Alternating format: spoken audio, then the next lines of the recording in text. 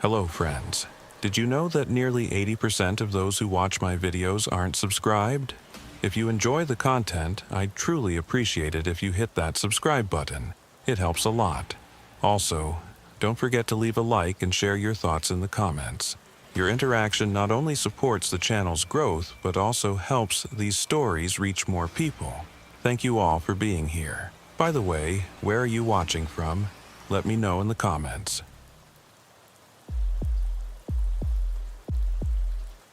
The call came in at 11:47 p.m. on a Tuesday night in October.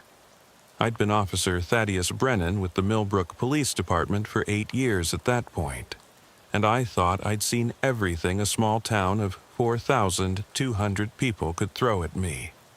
Domestic disputes, drunk, and disorderlies, the occasional meth lab bust in the trailer park on the outskirts of town.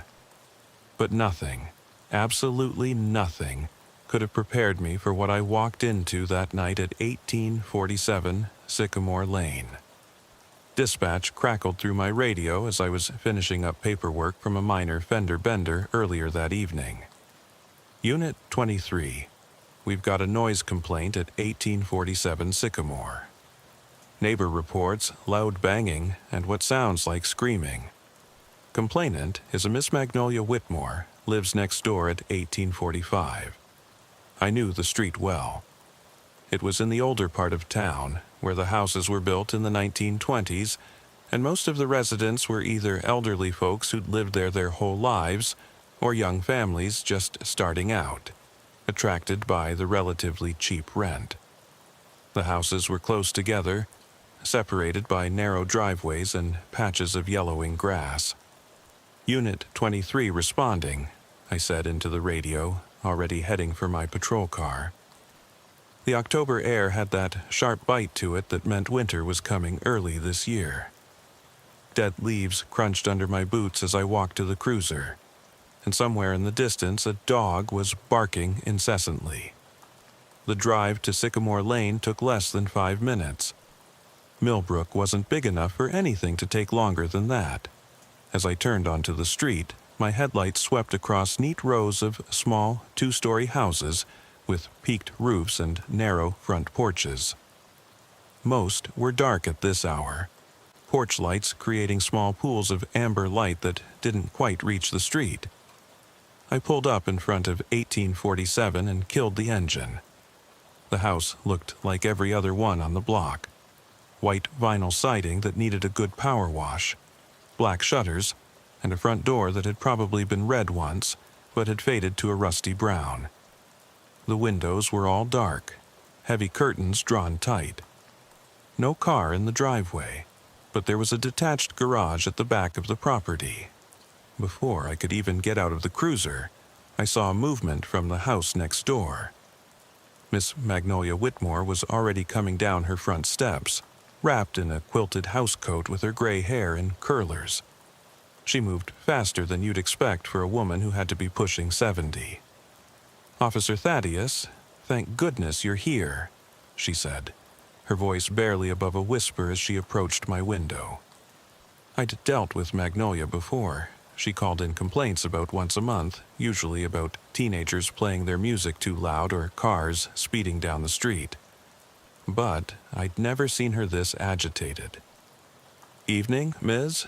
Whitmore," I said, stepping out of the cruiser. "You called about a noise complaint?" She nodded vigorously, clutching her housecoat tighter around her thin frame. "It's Mr. Beauregard next door. I've lived beside him for near 20 years, and I've never heard anything like this. Started about an hour ago, this awful banging, like someone's throwing furniture around, and the screaming." She shuddered. "It don't sound right, officer. Don't sound human." I glanced at the dark house. Everything looked quiet now. "Is Mr. Beauregard living alone? Any family members who might be visiting?" "His wife passed 2 winters ago," Magnolia said. "Cancer. Since then, it's just been him. Beauregard Clemens is his full name. Keeps to himself mostly, but he's always been a quiet man." Works at the hardware store downtown, or at least he did. Haven't seen him go to work in maybe 2 weeks now. That detail made me pause. In a town like Millbrook, people noticed when routines changed. If Beauregard hadn't been going to work, something was definitely off. And you said the noises started an hour ago? Thereabouts. I was watching my shows when I heard this crash like glass breaking. Then the banging started. Rhythmic like, you know? Bang, bang, bang, always in threes. And between the banging, I swear I could hear someone crying or wailing, but muffled, like it was coming from deep inside the house. I made a note in my small notebook. Have you seen Mr. Beauregard recently? Magnolia thought for a moment. Come to think of it, no. Not for maybe 4 or 5 days. His mail's been piling up too. I can see it from my kitchen window. The mailbox is so full the door won't close proper. All right, Ms. Whitmore. I want you to go back inside and lock your door. I'm going to check on Mr. Beauregard. She grabbed my arm with surprising strength. Officer, I know I call you folks a lot, and maybe sometimes it's nothing. But this is different. There's something wrong in that house. I can feel it in my bones. I gently removed her hand. I'll be careful, ma'am. Please, go inside. I waited until she was back in her house, before approaching 1847. The front porch creaked under my weight, the wood soft with rot in places. The screen door hung slightly askew, and through it, I could see the main door was solid wood, painted that same faded red-brown. I knocked firmly. Mr. Beauregard Clemens? This is Officer Thaddeus Brennan with the Millbrook Police Department. I need you to come to the door, sir. Silence. I knocked again, harder this time. Mr. Clemens, I've received a complaint about noise from your residence. I need to speak with you. That's when I heard it. A sound that made the hair on the back of my neck stand up. It was like breathing, but wrong somehow. Too wet, too labored, like someone trying to breathe through liquid. And it was coming from directly behind the door. Mr. Clemens, are you all right in there? If you're injured or need medical assistance, I need you to let me know. The breathing got louder, and then I heard what Magnolia must have meant.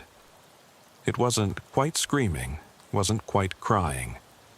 It was something in between, a keening sound that didn't seem like it could come from a human throat. But underneath it, barely audible, I could hear a voice, raspy and broken. Help. Me. That was all I needed. I tried the doorknob, locked. I took a step back and announced, Mr. Clemens, I'm coming in to check on your welfare. Then I drove my shoulder into the door. The frame was old and weak, and it gave way on the second hit, the door swinging inward into darkness. The smell hit me immediately, a combination of rotting food, human waste, and something else, something metallic and sharp that made my stomach turn.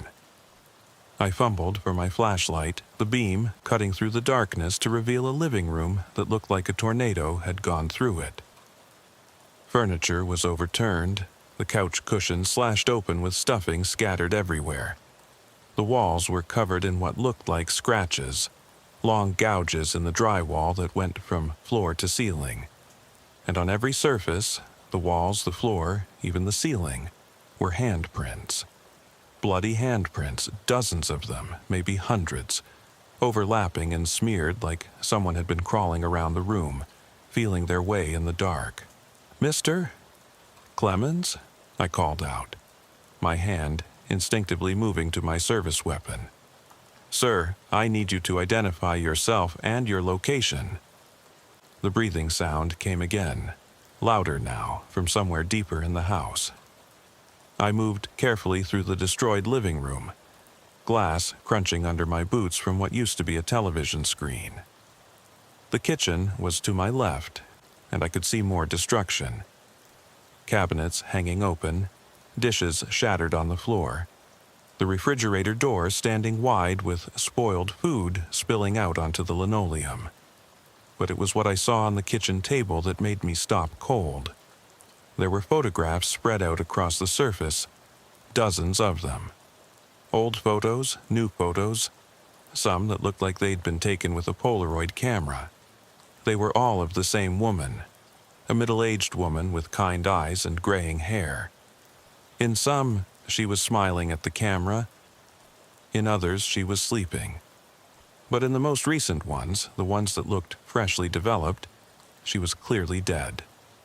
Her eyes were closed, her skin waxy and pale, and she was laid out in what looked like a basement or cellar. I picked up one of the photos with a trembling hand. On the back, in shaky handwriting, someone had written, "Margaret, day 12, she's getting better." Margaret. That must have been Beauregard's wife, the one Magnolia said had died 2 years ago from cancer. But these photos... A crash from upstairs made me jump. Then came that sound again. Bang, bang, bang. Exactly as Magnolia had described. 3 rhythmic hits, like someone pounding on a door or wall. I drew my weapon and moved toward the stairs. They were narrow and steep, typical of these old houses, and each step groaned under my weight. The banging continued, getting louder as I climbed. At the top of the stairs was a narrow hallway with 3 doors, 2 open, 1 closed. The closed door was where the banging was coming from. "Mr. Clemens, I'm Officer Brennan. I'm armed. I need you to step away from the door and identify yourself." The banging stopped. Then, in a voice that sounded like it was being dragged over broken glass, I heard, "She's cold. She's so cold. I need to warm her up." "Sir, I need you to open the door, slowly." Can't leave her. She needs me. Been trying to warm her up, but she won't wake up." My mind was racing. If Beauregard's wife had died 2 years ago, who was he talking about? I thought about those photos downstairs, particularly the recent ones. A horrible suspicion was forming in my mind. "Mr. Clemens, I'm going to open this door. I need you to step back and keep your hands where I can see them." I tried the handle, locked from the inside. The door was older than the front door, solid wood, with an old-fashioned keyhole lock. I could probably kick it in, but I didn't know what was on the other side or what state Beauregard was in. "Beauregard, listen to me. I want to help you. I want to help Margaret. But you need to unlock this door." There was a long pause. Then I heard shuffling footsteps. The lock clicked, and the door swung open slowly. Nothing could have prepared me for what I saw in that room. Beauregard Clemens stood in the doorway, and I barely recognized him as human. He was skeletal thin, his clothes hanging off him in tatters. His hair was long and matted, his beard wild and unkempt. His fingernails had grown long and were caked with what looked like dried blood and dirt. But it was his eyes that were the worst, wide and unfocused, with the kind of 1,000-yard stare I'd only seen in war veterans having flashbacks. "She's cold," he said again, stepping aside to let me see into the room. The master bedroom had been transformed into something out of a nightmare. The windows were covered with thick blankets nailed to the walls. Candles were everywhere, on the dresser, the nightstands, the floor, dozens of them, all burned down to various heights. The heat in the room was oppressive, had to be over 90 degrees. And on the bed, wrapped in what must have been every blanket in the house, was a form. A human form. "Jesus Christ," I whispered, then immediately called for backup and an ambulance on my radio. Beauregard moved toward the bed, and I had to physically restrain him. "No, sir." Step back now." "But she needs me. She's cold. I've been trying to warm her up, but nothing works. The furnace broke and I tried to fix it, but then I thought maybe candles would be better. more natural heat, you know? Like when we went camping when we were young. She always loved camping. As my backup arrived, all 2 officers that were on duty that night, and the paramedics rushed in, the full story began to emerge. Beauregard's wife, Margaret, had indeed died of cancer 2 years ago. She'd been cremated, her ashes scattered at the lake where they'd honeymooned. But Beauregard had never accepted it.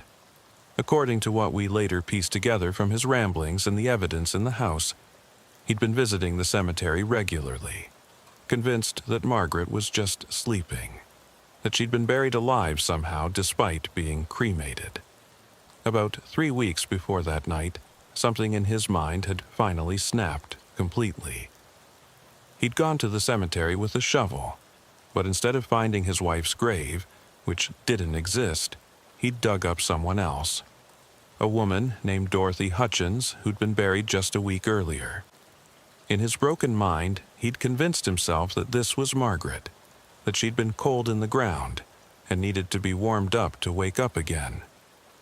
He'd brought Dorothy Hutchins' body back to his house in the middle of the night, convinced she was his wife who just needed to be warmed up to come back to life.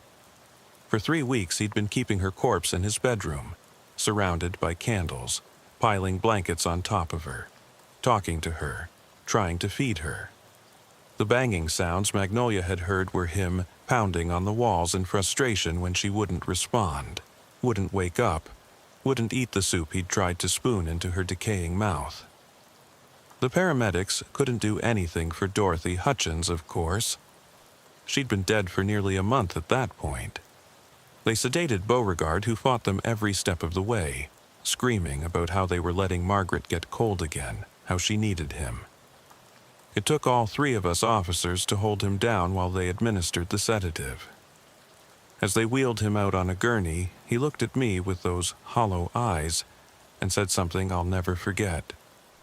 She spoke to me yesterday. She said she was getting warmer. She said she'd wake up soon if I just kept trying. The thing is, Dorothy Hutchins had been dead for weeks. There was no way she could have spoken to anyone. But the conviction in Beauregard's voice, the absolute certainty that he'd heard his wife's voice coming from that corpse, it chilled me to the bone. We had to call in the state police to help process the scene. It was beyond anything our small department could handle. The photographs alone took hours to catalog. There were hundreds of them, documenting Beauregard's descent into madness. The early ones showed him at Margaret's grave marker at the crematorium, then visiting other graves, seemingly searching for something. Then came photos of Dorothy Hutchins' grave, first intact, then disturbed, then fully excavated. But it was the basement that revealed the full extent of Beauregard's break from reality. I found the door to the basement behind the kitchen, painted the same off-white as the walls so it almost blended in. The smell coming from below was different from the rest of the house, earthier with a chemical undertone that made my nose burn. The wooden stairs were slick with something I didn't want to identify. My flashlight beam swept across a space that had been transformed into some kind of makeshift laboratory or workshop. There were books everywhere. Medical texts, anatomy guides, books on Egyptian mummification, Victorian death practices, even what looked like occult texts about resurrection and bringing back the dead. On a workbench along one wall were jars filled with various liquids and what looked like organs, though whether they were human or animal, I couldn't tell and didn't want to know. There were syringes, tubing, pumps, and other medical equipment that looked like it had been stolen from a hospital or medical supply company. Later, investigation confirmed that several break-ins at the local hospital's storage facility over the past month had been Beauregard's doing. A notebook lay open on the bench, filled with his increasingly erratic handwriting. The entries started 3 weeks ago, right around the time he dug up Dorothy Hutchins. Day 1, retrieved Margaret from the cold ground. She's in a deep sleep, deeper than before. Body temperature 52 degrees Fahrenheit. Need to warm gradually to avoid shock. Day 3, no change. Tried heating blankets. Margaret's skin showing some discoloration, probably from the cold soil. Applied lotions and oils. Day 5, Margaret spoke. Just a whisper, but I heard her say my name. The warming is working.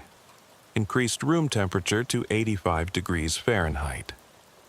Day 8, injection of formaldehyde seems to have helped with the skin degradation. Margaret is looking more like herself. Still won't eat. Maybe her throat is too dry. Day 11, the smell is getting stronger. Neighbors might notice. Bought more candles. The vanilla scent helps. Margaret opened her eyes today for just a moment. They looked different, clouded, but it was definitely her looking at me. Day 14, fed Margaret soup through a tube today. Most came back up, but some stayed down. Progress. She's trying so hard to come back to me. I can feel it. Day 17, Margaret is moving. Just small twitches, but movement. The books were right. Death is just another state of being, one that can be reversed with proper care. The Egyptians knew this. We've just forgotten. Day 19, something's wrong. Margaret won't stop crying. It's a low, constant moan. I think she's in pain. Increased the morphine dose. Borrowed from hospital. Need to make her comfortable. Day 21. They're coming. I can feel it. Someone knows. But I can't let them take her. Not when we're so close. She spoke today, full sentences. She said she loves me. She said she's cold, always cold. I've failed her. Need more heat, more candles, more time. The entries became increasingly illegible after that, descending into rambling paragraphs about ancient resurrection practices, body temperature calculations, and fevered declarations of love for Margaret. But there was something else in the basement that made my blood run cold. In the corner, covered by a tarp, was a second body. This one was male, elderly, and had been dead for maybe a week based on the decomposition. We later identified him as Harold Fitzgerald, a widower who'd lived alone on the other side of town. He'd been reported missing 5 days earlier. According to Beauregard's notes, he'd decided that Margaret was lonely, that she needed company while she recovered. So he'd found Harold, whose wife had died the previous year, thinking they could be friends in their healing process. Harold had been strangled. The ligature marks on his neck were clear even through the decomposition. In Beauregard's twisted mind, he was helping Harold reunite with his wife in some kind of suspended state between life and death. The state police detective, a seasoned officer named Ramirez, who'd driven down from the Capitol, stood next to me in that basement, both of us trying to process what we were seeing. 23 years on the force, he said quietly, and I've never seen anything like this. This isn't just murder or grave robbing. This is, I don't even know what to call it. Madness, I said. Pure madness. We found more evidence throughout the house over the next several hours. Beauregard had been planning this for months, maybe even since his wife had died 2 years ago. There were journals dating back to right after her death, filled with his inability to accept that she was gone. He'd started with denial, then moved to bargaining with God, then to researching everything he could about death and resurrection. The breaking point seemed to have come when he'd lost his job at the hardware store 6 weeks earlier. Without that routine, that connection to normalcy, he'd spiraled completely. His journals from that period were almost unreadable, filled with elaborate diagrams of the human body, calculations about soul weight he'd apparently read about the 21 grams, experiment, and increasingly desperate plans to bring Margaret back. What struck me most was how methodical he'd been in his madness. This wasn't a crime of passion or a sudden psychotic break. This was planned, researched, and executed with a twisted kind of logic that made sense only in his fractured mind. We found receipts for everything: the medical equipment, the formaldehyde, the morphine he'd stolen. He'd actually left IOUs at the hospital, promising to pay them back once Margaret was better. He'd kept detailed records of Dorothy Hutchins' treatment, documenting every injection, every temperature change, every moment he thought he saw signs of life returning. The photographs were the worst part. Not just the ones on the kitchen table, but albums and albums of them throughout the house. Pictures of Margaret when she was alive, healthy and smiling. Pictures of her during her cancer treatment, growing thinner and paler. Pictures of her in the hospital near the end. And then the pictures after. Pictures of an empty coffin. He'd apparently broken into the funeral home before the cremation. Pictures of other people's graves. And finally, those horrible pictures of Dorothy Hutchins' corpse positioned in various poses, dressed in Margaret's clothes, surrounded by Margaret's things. As we were processing the scene, Magnolia knocked on the door. She'd been watching from her window all night, and now, as dawn broke over Millbrook, she stood on the porch with a pot of coffee and a plate of sandwiches for the officers. "I knew something was wrong," she said, her hands shaking as she poured coffee into paper cups she'd brought. "But I never imagined... Is it true what they're saying? That he dug someone up?" I couldn't give her details, but I nodded. "Mr. Clemens is very sick, Ms. Whitmore. He's getting help now." "And the other person? The one in the bedroom?" "I can't discuss that, ma'am." "But you did the right thing calling us." She looked at the house, then back at me. "You know, Beauregard was such a good man before Margaret died. They were so in love, even after 40 years of marriage. He'd bring her flowers every Friday without fail. When she got sick, he took early retirement to care for her. Spent every moment by her side." "Sometimes love can make people do terrible things," I said. "No," Magnolia said firmly. "Love doesn't do this. Grief does. Grief that's been left to fester and rot, just like..." She trailed off, unable to finish the thought. She was right, of course. What we'd found in that house wasn't about love. It was about an inability to let go. About grief so profound it had warped reality itself in Beauregard's mind. The Hutchins family had to be notified, which fell to me as the first responding officer. I've had to deliver death notifications before, but this was different. How do you tell someone that their loved one's body has been stolen and kept in a madman's bedroom for 3 weeks? How do you explain that level of desecration? Dorothy's daughter, Patricia, lived 2 towns over. She was a school teacher, married with 2 kids. When I knocked on her door at 7 a.m., she knew immediately something was wrong. Police don't make social calls at that hour. "Is it about Mom?" she asked, which confused me at first since her mother had been dead for a month. It turned out that Patricia had been having nightmares for the past 3 weeks, dreams where her mother was calling for help, saying she was cold and couldn't breathe. She'd even gone to the cemetery twice to check on the grave, finding it undisturbed both times. Beauregard had been very careful to make it look normal from above after he'd dug down from the side. "I know this sounds crazy," Patricia said, tears streaming down her face. But I felt like something was wrong. Like Mom wasn't at peace. I didn't tell her about Beauregard's journal entries claiming Dorothy had spoken to him. Some things are better left unsaid. The story made national news, of course. Small-town horror. Man keeps corpse in bedroom, believes it's his dead wife. The media descended on Millbrook like vultures, interviewing anyone who would talk.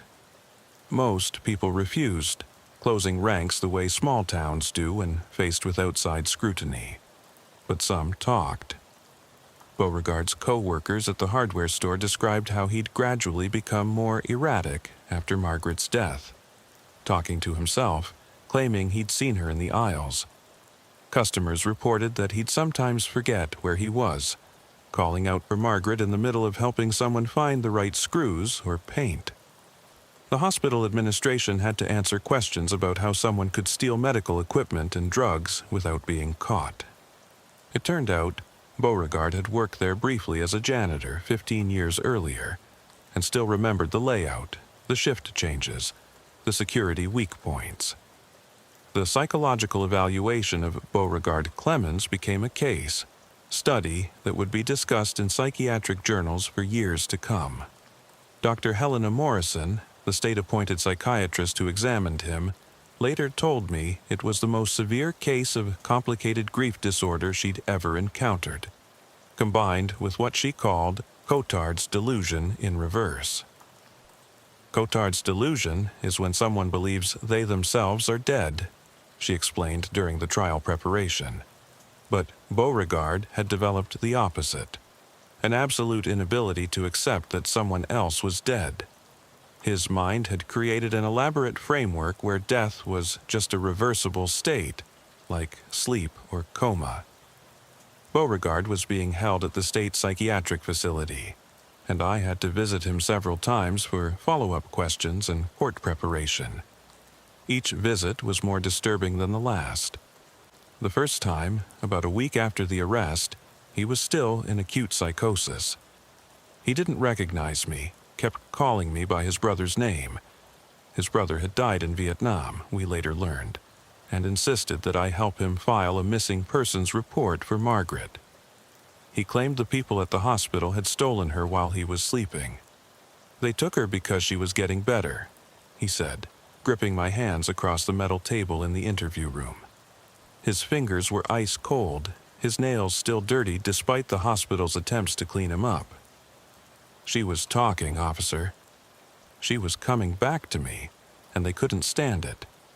They don't want people to know that death can be reversed. The second visit, 2 weeks later, the antipsychotic medications had started to work, but in some ways that made things worse. The fog of delusion was lifting, and glimpses of reality were breaking through. He knew something terrible had happened, but couldn't quite grasp what. "I had Margaret with me, didn't I?" he asked, his voice uncertain. "But that's impossible." "Margaret died. I remember the funeral. I remember scattering her ashes at Lake Morrison. So who was in my house?" When I told him about Dorothy Hutchins, he broke down completely. Not crying. It was something deeper, more primal. A keening sound that made the guards rush in, thinking he was having a medical emergency. It was the sound of a mind finally, truly breaking under the weight of what it had done. But it was Harold Fitzgerald's murder that would ensure Beauregard never walked free again. While the grave robbing and abuse of a corpse were serious crimes, the intentional killing of Harold was first-degree murder. The prosecutor, a sharp young woman named Jessica Thornton, built her case methodically. The trial was moved to the state capitol due to the media attention. The courtroom was packed every day, half with reporters and half with locals from Millbrook who'd made the 2-hour drive to watch justice being served. Magnolia Whitmore was there every day, always in the same seat in the third row, her hands folded in her lap, watching everything with those sharp blue eyes. My testimony took 2 full days. The prosecutor walked me through every detail of that night, the call, the arrival at the scene, the discovery of the bodies. The defense attorney, a public defender named Marcus Boyd, who'd drawn the short straw on this case, tried to establish that Beauregard was insane at the time of the crimes. "Officer Thaddeus," Boyd said during cross-examination, "in your professional opinion, was Mr. Clemens aware of what he was doing when you encountered him that night?" "He was aware of his actions," I replied carefully. "He had taken deliberate steps to secure the bodies, to maintain them, to hide his activities." "That shows awareness." But did he understand that Dorothy Hutchins was not his wife? Did he understand that she was actually dead? I thought about those journal entries, the careful documentation, the methodical planning. I believe he understood on some level, sir. The fact that he had to dig up a body, that he had to hide his activities, suggests he knew what he was doing was wrong. The defense's own psychiatric expert testified that Beauregard was suffering from severe psychosis, that he genuinely believed he was caring for his wife. But the prosecution countered with evidence of planning and premeditation. The break-ins at the hospital, the careful selection of Dorothy Hutchins because she physically resembled Margaret, the murder of Harold Fitzgerald. Patricia Hutchins gave victim impact testimony that left half the courtroom in tears. She talked about her mother's peaceful death after a long illness, how the family had found comfort knowing she was at rest, only to have that peace shattered by Beauregard's actions. "My children keep asking if Grandma is okay now," she said, her voice breaking. "How do I explain to a 7-year-old that someone took Grandma's body? How do I make them feel safe when such evil exists in the world?" Harold Fitzgerald's son, Thomas, flew in from Oregon to testify he was a quiet man, an accountant who looked nothing like his father except for the same gentle eyes. He talked about how his father had just been starting to heal from his wife's death, how he'd been planning to visit his grandchildren for Christmas. "Dad died alone and afraid," Thomas said, staring directly at Beauregard, not from illness or age, but because someone decided he should die. There's no sense in it. No reason that makes it comprehensible. Beauregard himself never testified. His lawyers advised against it, and honestly, I don't think he was capable. By the time of the trial, 3 months after that night on Sycamore Lane, he was a shell of a person. The medications kept him stable but flat, like all the life had been drained out of him. He sat at the defense table in an ill-fitting suit, staring at nothing, occasionally mumbling to himself. Only once during the trial did he show any emotion. It was when the prosecution showed a photograph of Margaret, his actual wife, from when she was alive and healthy. Beauregard looked at it and started to cry. Not the wild keening from the psychiatric hospital, but quiet, normal tears. For just a moment he seemed like a regular person grieving a terrible loss. Then the moment passed, and he went back to that 1,000-yard stare. The jury deliberated for less than 4 hours. Guilty on all counts: first-degree murder for Harold Fitzgerald, abuse of a corpse for Dorothy Hutchins, breaking and entering, theft of medical supplies, and a dozen other charges.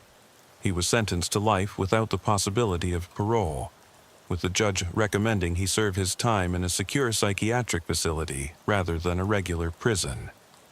After the verdict, I walked out of the courthouse to find Magnolia Whitmore waiting by my patrol car.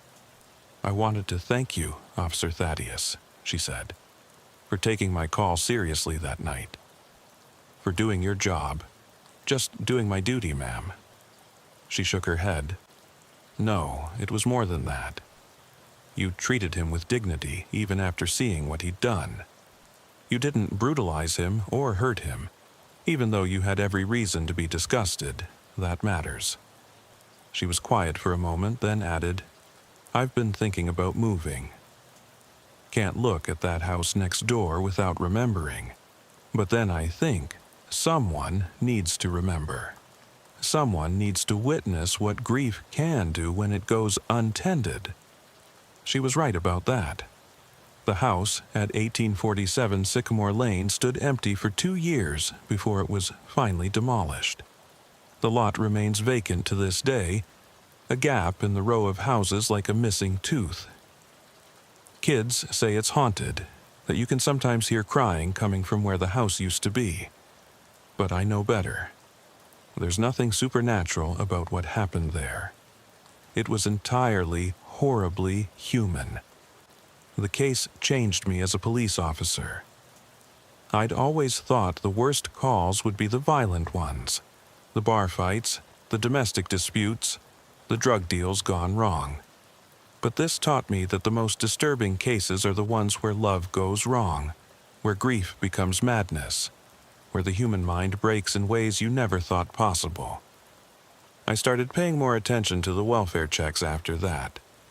Started really looking at people when I talked to them, watching for signs of that kind of deep, untreated grief.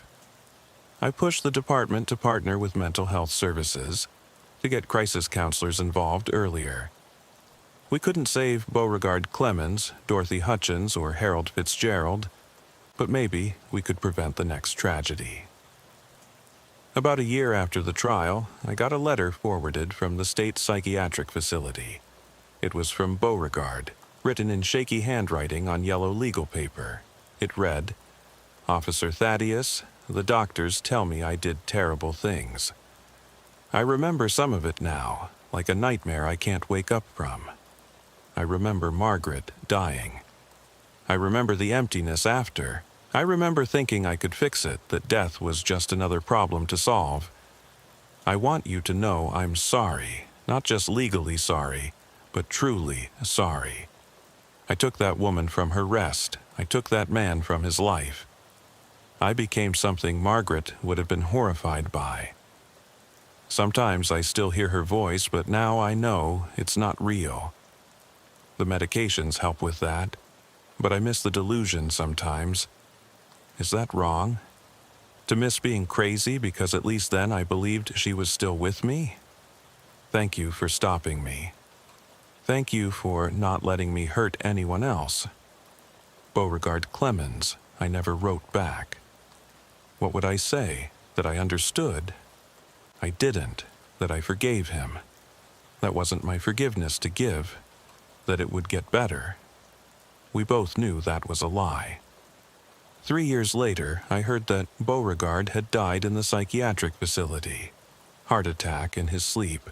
He was buried in a potter's field with no ceremony, no family present. Magnolia Whitmore, who had moved to Florida by then, sent flowers. She was the only one who did. The case file for that night sits in the department archives now. Dozens of boxes of evidence, photographs, and testimony.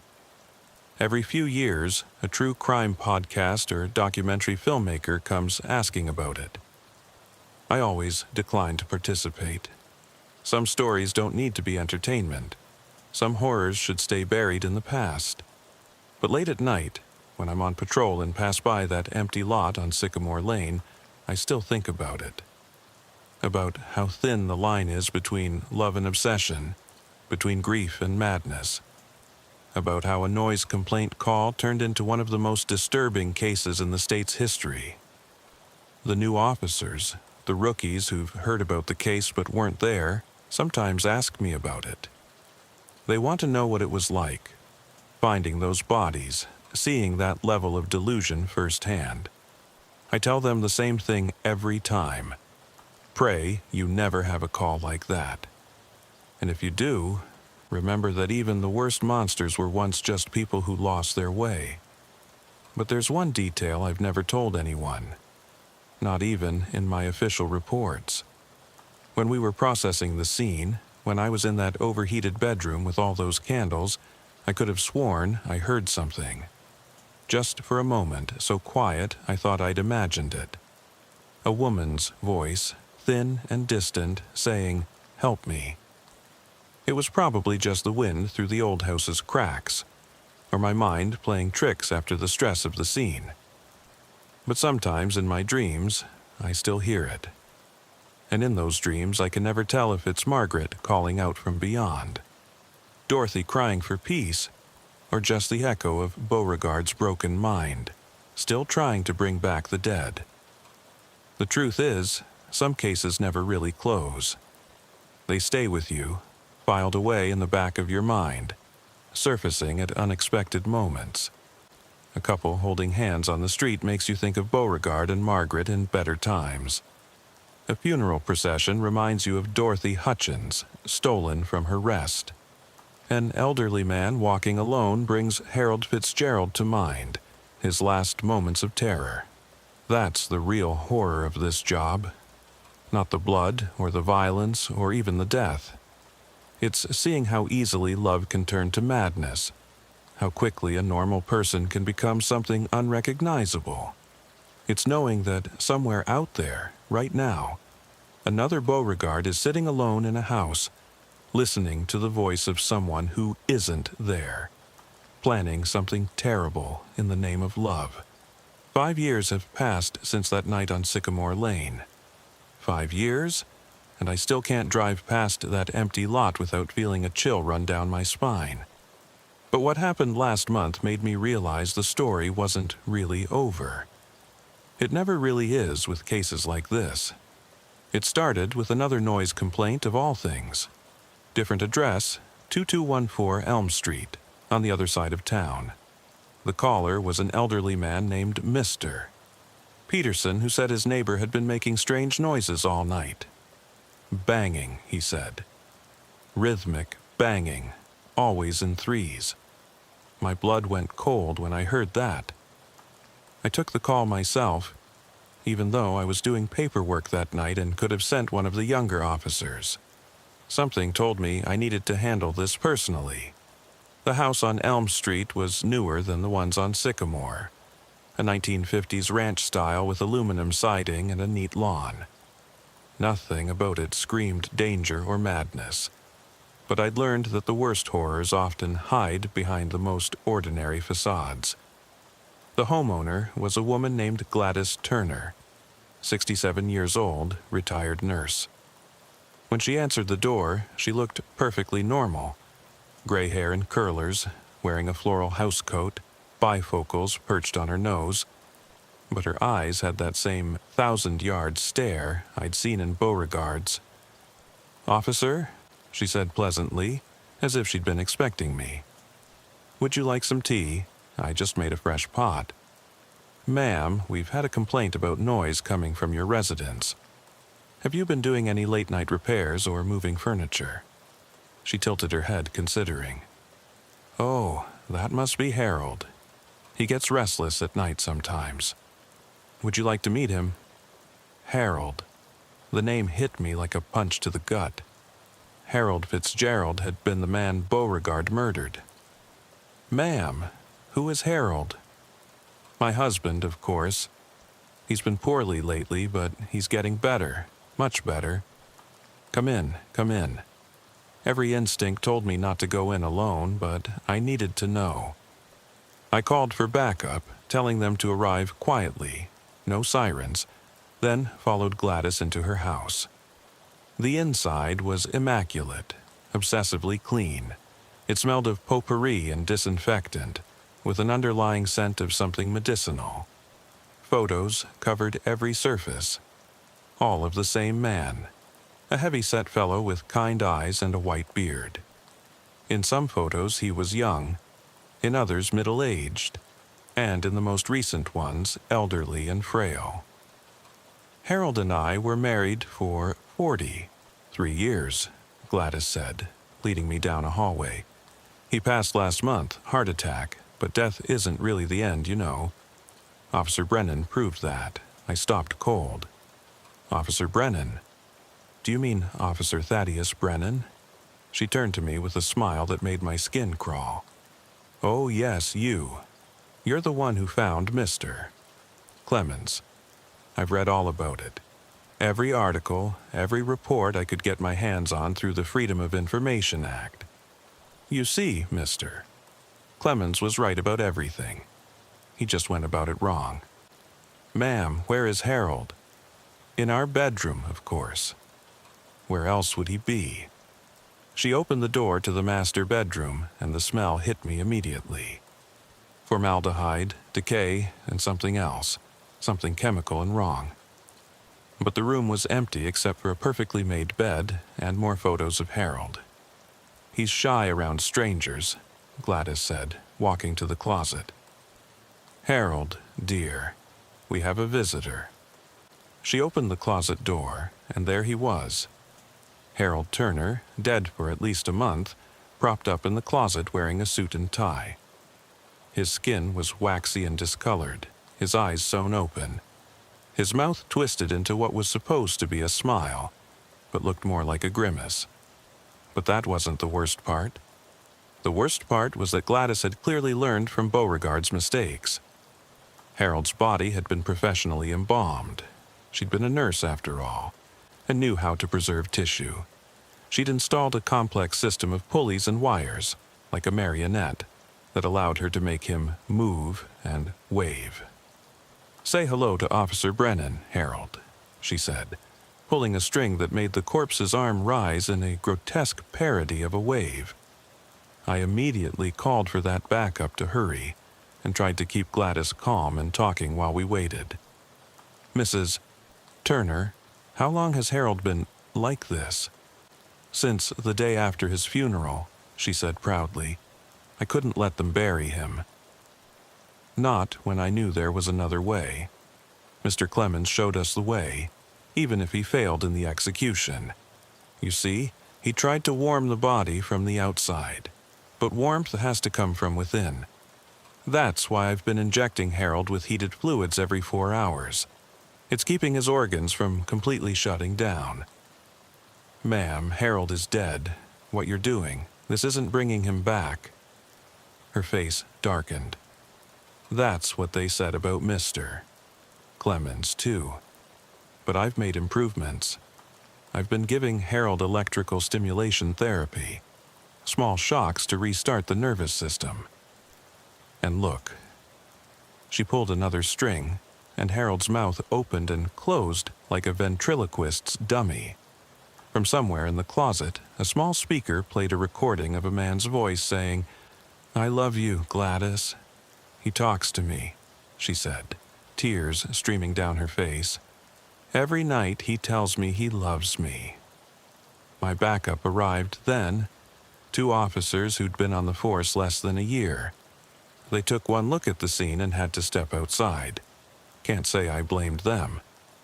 We arrested Gladys without incident. She went quietly, only asking if she could kiss Harold goodbye. I didn't let her. As the paramedics removed Harold's body, she called out to him, "Don't worry, dear. I'll be home soon. Keep taking your medicine." The investigation revealed that Gladys had been planning this since the day she'd read about Beauregard's case online. She'd seen him not as a cautionary tale, but as a pioneer who'd simply lacked the medical knowledge to succeed. She'd stolen embalming fluid from the funeral home where Harold was supposed to be buried, had taken his body from the coffin the night before the burial, replacing it with sandbags. She'd kept detailed notes just like Beauregard, but hers were more clinical, more precise. Temperature readings, chemical formulations, electrical voltage calculations. She'd even been corresponding with other people online who believed death could be reversed, sharing techniques and theories. There was a whole community of them, it turned out, inspired by Beauregard's case. The prosecutor, the same Jessica Thornton who'd handled Beauregard's case, looked exhausted when she met with me. "It's happening again," she said, "and it's going to keep happening. Beauregard opened a door that we can't close." She was right. In the months following Gladys Turner's arrest, 3 more similar cases were reported across the state. All elderly people who'd lost spouses, all inspired by what they called the Clemens method. The state had to form a task force specifically to deal with what they termed post-mortem delusion crimes. Gladys was found incompetent to stand trial and was sent to the same psychiatric facility where Beauregard had died. During her evaluation, she told the psychiatrist that she'd been visited by Beauregard's spirit, that he'd told her she was doing God's work. "Death is just a door," she said, "and we're learning how to unlock it." I visited Magnolia Whitmore in Florida after Gladys's arrest. She was living in a nice retirement community near Orlando, spending her days playing cards and swimming in the pool. But when I told her about Gladys Turner, about the copycat cases, she wasn't surprised.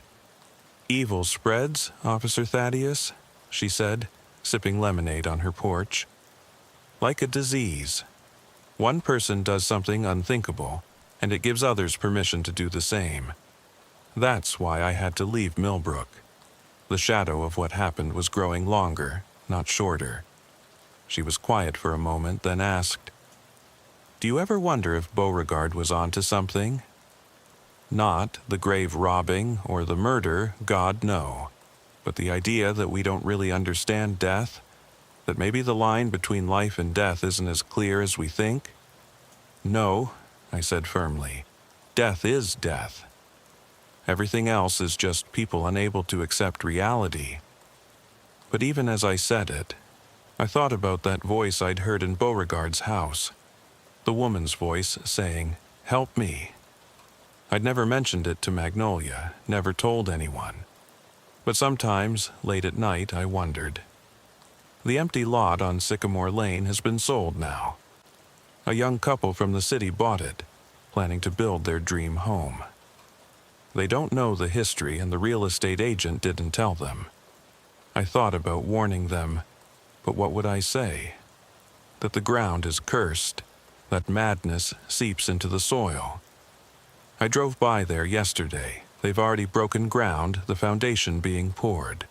The construction workers were laughing, music playing from a radio.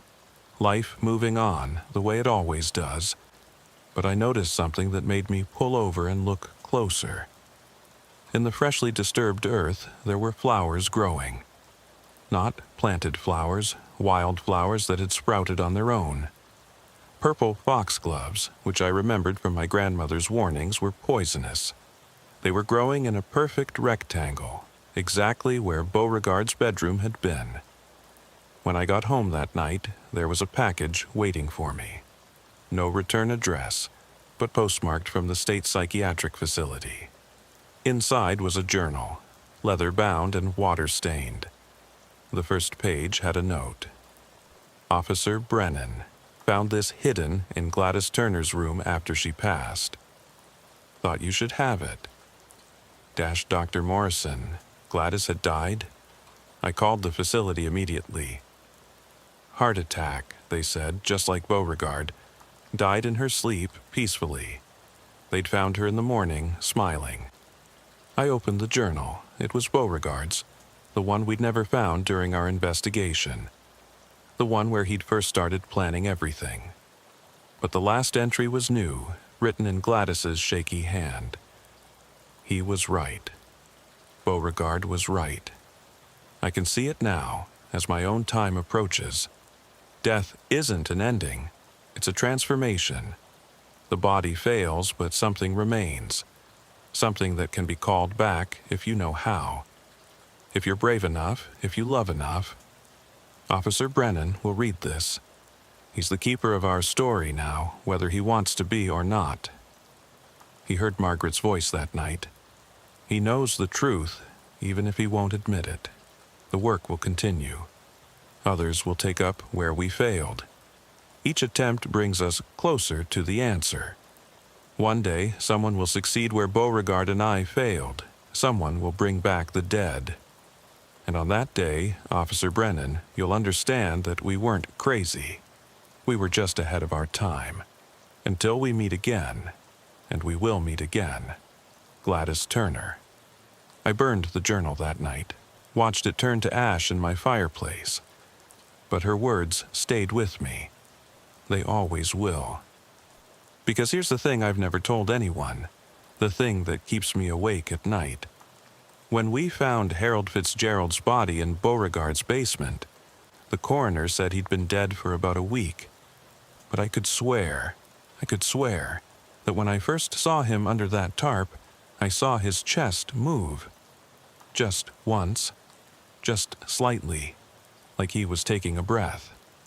It was probably a trick of the light, probably my exhausted mind playing games after the trauma of that night. Probably nothing. Probably. But sometimes when I'm alone on patrol, driving past the cemetery or responding to a welfare check on an elderly person who's lost their spouse, I think about Beauregard and Gladys. I think about their absolute conviction that death could be reversed. And I wonder, God help me, I wonder, What if they weren't completely wrong? What if they were just missing one crucial piece of the puzzle? I've put in for early retirement. 30 years on the force is enough. The chief thinks it's because of the accumulated stress of cases like Beauregard's, and he's not wrong. But it's more than that. It's the fear that one day I'll respond to another noise complaint, find another grieving spouse with a corpse in their bedroom, and instead of being horrified, I'll be curious. The young officers, they don't understand why cases like Beauregard's and Gladys's are different from regular homicides. They see it as just another category of crime: grave robbing, abuse of a corpse, murder. But they don't understand that these aren't crimes of violence or greed or passion. They're crimes of love. Twisted, deformed, monstrous love, but love nonetheless. And love, as I've learned, is the most dangerous force in the universe. As I write this, it's been exactly 1 week since they demolished the Turner house. Gladys had no family, so the property went to the state. They tore it down rather than try to sell it. Too much stigma, too much horror soaked into the walls. But yesterday, something strange happened. Mr. Peterson, the neighbor who'd called in the noise complaint about Gladys, called the station again. He said he was still hearing the banging from the Turner property. 3 knocks, pause. 3 knocks, pause. Even though the house was gone, nothing there but an empty lot. The officer who responded, one of those young kids who doesn't know the full story, told Mr. Peterson it was probably just the wind hitting the construction fence they'd put up. Mr. Peterson accepted that explanation. But I know better. I know that some things don't end just because we want them to. Some stories keep going, echoing through time, spreading like a virus from one broken mind to another. Somewhere out there, right now, someone is reading about Beauregard Clemens online. They're reading about Gladys Turner. They're looking at their dying spouse or recently deceased loved one and thinking, maybe, just maybe. And somewhere else, a phone is ringing at a police station. A dispatcher is taking notes about a noise complaint. Banging sounds, always in threes. A concerned neighbor. A welfare check needed. Some poor officer is about to walk into their own nightmare, their own confrontation with the impossible idea that love can conquer death, or die trying. My replacement starts next week. Young guy, eager, full of ideas about community policing and mental health intervention. I've tried to prepare him, tried to tell him about the kinds of calls that will stay with him forever. But how do you explain something like Beauregard Clemens? How do you warn someone about the Gladys Turners of the world? You can't. You just hope they're strong enough to face it when it comes. Strong enough to look madness in the eye and not blink. Strong enough to resist the terrible logic of grief. Strong enough to accept that sometimes dead is better. The night is falling now as I finish writing this. Somewhere in Millbrook, families are sitting down to dinner. Kids are doing homework. Couples are watching TV together. Normal life going on, the way it always does. But I know that in one of those houses, maybe on a quiet street like Sycamore or Elm, someone is sitting alone in the dark, listening to the voice of someone who isn't there anymore. And they're planning something. Something unthinkable. Something that will require another officer, another night, another knock on another door. 3 knocks, to be precise. Always 3. I've been Officer Bartholomew Ridge with the Cedarbrook Police Department for 12 years, and in a town of 3,800 people, you get to know the rhythms of the place. You know who drinks too much on Fridays, whose kids sneak out at night, which couples fight but never file reports. You become part counselor, part enforcer, part guardian angel for a community that's small enough that everyone knows everyone else's business, but big enough that secrets can still fester in the dark corners. The call came in on a Thursday afternoon in late November. just as the first real cold snap of winter was settling over our little corner of rural Pennsylvania. I was finishing up some paperwork at the station when our dispatcher, Betty, flagged me down. "Bartholomew got a welfare check request for you.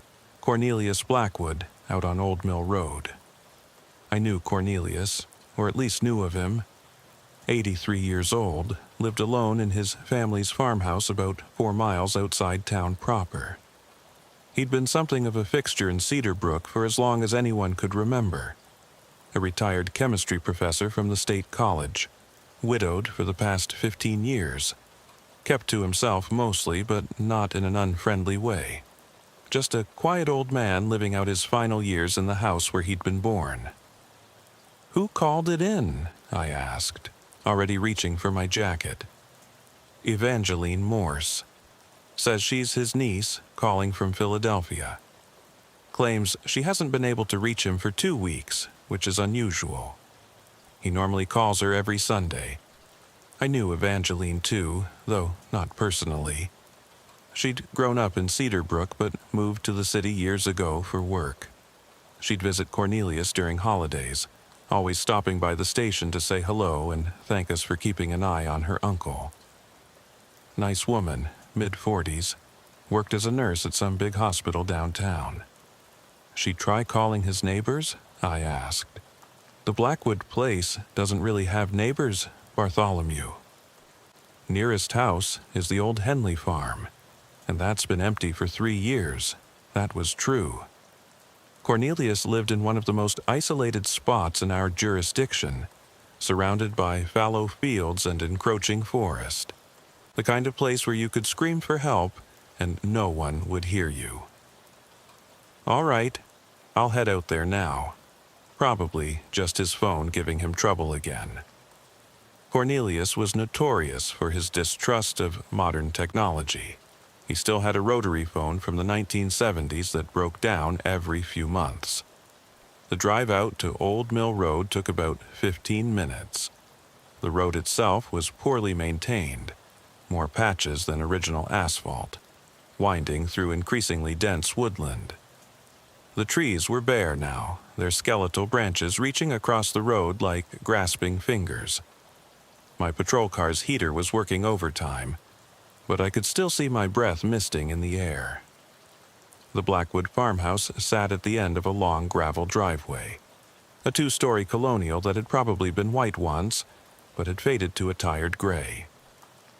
The roof needed work. I could see missing shingles even from the driveway, and the wraparound porch was sagging on one side. But there was smoke coming from the chimney, which was a good sign. At least the old man was keeping warm. I parked behind Cornelius's ancient Ford pickup, which was covered in a layer of leaves and pine needles. That was concerning. It looked like it hadn't been moved in a while. The mailbox at the end of the driveway had been full when I passed it, stuffed with what looked like weeks of accumulated mail. I knocked on the front door, the sound echoing hollow through the house. "Mr. Blackwood? It's Officer Bartholomew Ridge with the Cedar Brook Police. Your niece asked me to check on you, sir." No response. I knocked again, harder. "Mr. Blackwood? Cornelius? I need you to come to the door or answer me, sir."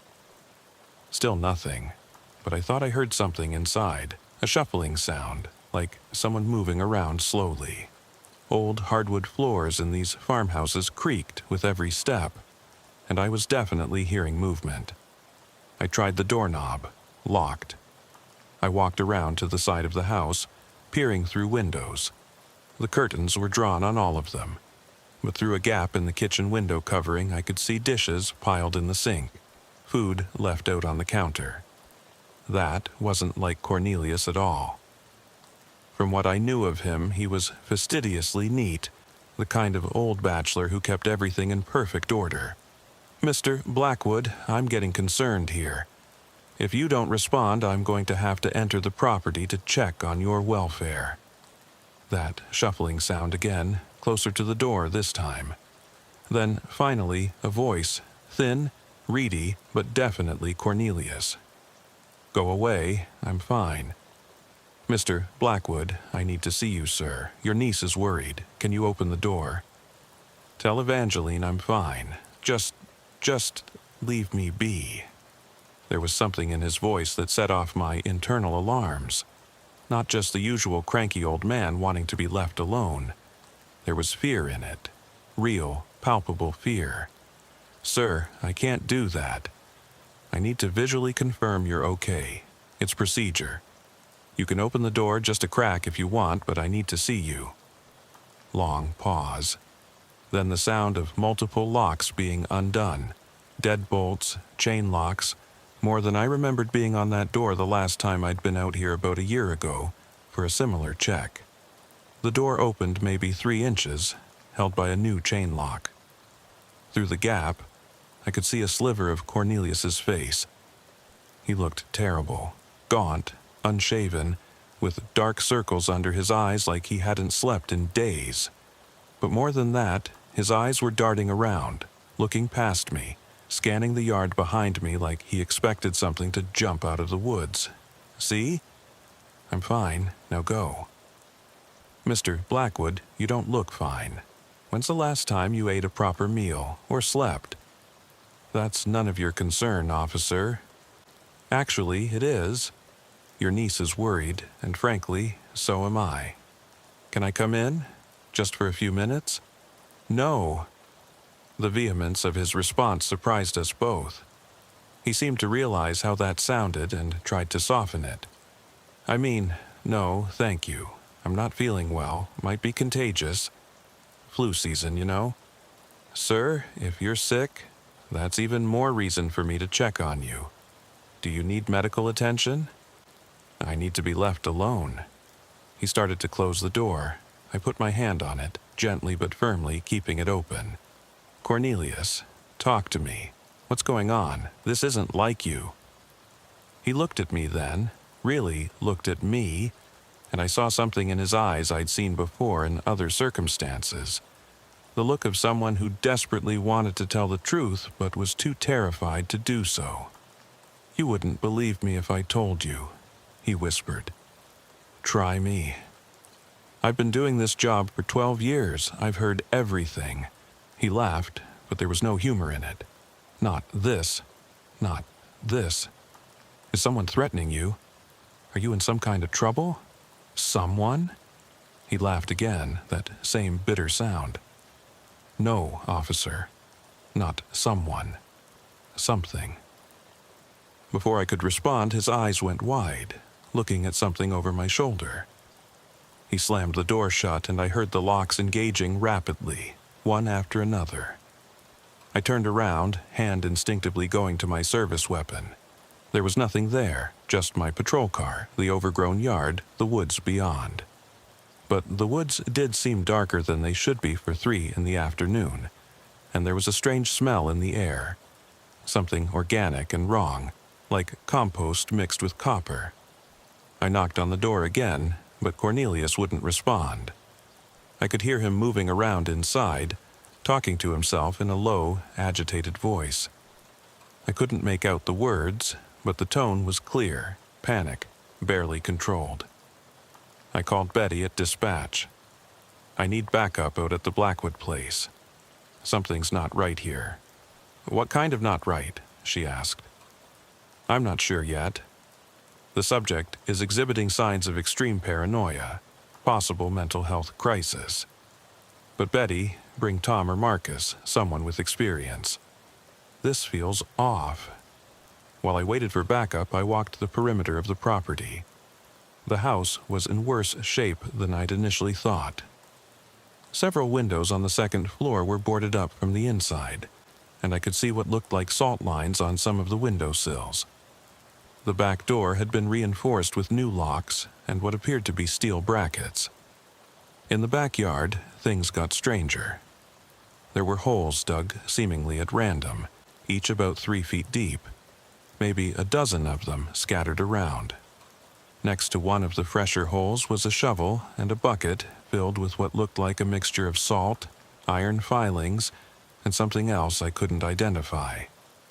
The smell was coming from these holes, that rotting, copper scent that made my stomach turn. But it was what I found in the old barn that really set my nerves on edge. The doors were chained shut from the outside, padlocked with a heavy-duty lock that looked brand new. Through a gap in the wood, I could see that the inside had been cleared out, all the old farming equipment pushed to the sides. In the center of the barn floor was a large circle drawn in what looked like white paint or chalk, filled with symbols I didn't recognize. They weren't any kind of graffiti I'd seen before. They looked older, more deliberate, like something out of a history book about medieval times. And in the center of the circle was a chair. Just a simple wooden chair with leather straps attached to the arms and legs. The straps were worn, like they'd been used recently and repeatedly. There were dark stains on the floor around the chair that looked suspiciously like dried blood. I was reaching for my radio to update dispatch when I heard a car approaching. But it wasn't one of our patrol cars. It was a black sedan with Philadelphia plates. Evangeline Morse had decided to check on her uncle in person. She got out of the car looking worried but put together, dressed in hospital scrubs under a heavy coat. "Officer Ridge, I remember you. Is Uncle Cornelius okay?" "Miss Morse, I'm going to need you to stay back for now. Your uncle is inside the house, but he's showing signs of distress. We're treating this as a potential mental health situation." "Mental health? Uncle Cornelius?" She looked genuinely shocked. "He's the sanest person I know, sharp as a tack. We were just talking about quantum physics last month. He was explaining some new theory to me. When exactly did you last speak with him?" She thought for a moment. 2 weeks ago Sunday. He calls every week like clockwork, 7 p.m. sharp. When he didn't call, I figured maybe he forgot. But then the next week came and went. I tried calling him, but no answer. That's when I really got worried." "Did he sound normal during your last conversation?" "Yes, completely. We talked about my work, about the early snow this year, about—" She paused, frowning. "Actually, now that I think about it, he did mention something odd. He said he'd been having trouble with animals getting into the house. Raccoons or something. Said they were acting strange, aggressive. He was thinking about calling an exterminator." "Animals?" I looked back at the house with its boarded windows and reinforced doors. That was a lot of fortification for raccoons. Tom Garrett arrived then, one of our senior officers. He was a good cop, steady, had been on the force for 20 years. I quickly briefed him on the situation, including what I'd found in the barn. "Jesus," he muttered. "Sounds like the old man's lost it. Paranoid delusions, maybe? It happens with isolation and age." "Maybe," I said, but something about this felt different from the usual mental health calls. The preparations were too elaborate, too specific. This wasn't random paranoia.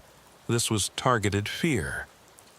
"Let me try talking to him," Evangeline said. "He trusts me."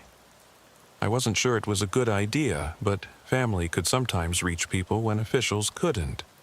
"All right, but Tom and I are staying right with you." We approached the front door together. Evangeline knocked gently. "Uncle Cornelius?" "It's Evangeline. I drove up from Philly to see you." The response was immediate. "Evangeline, no, you shouldn't be here. You need to leave, now."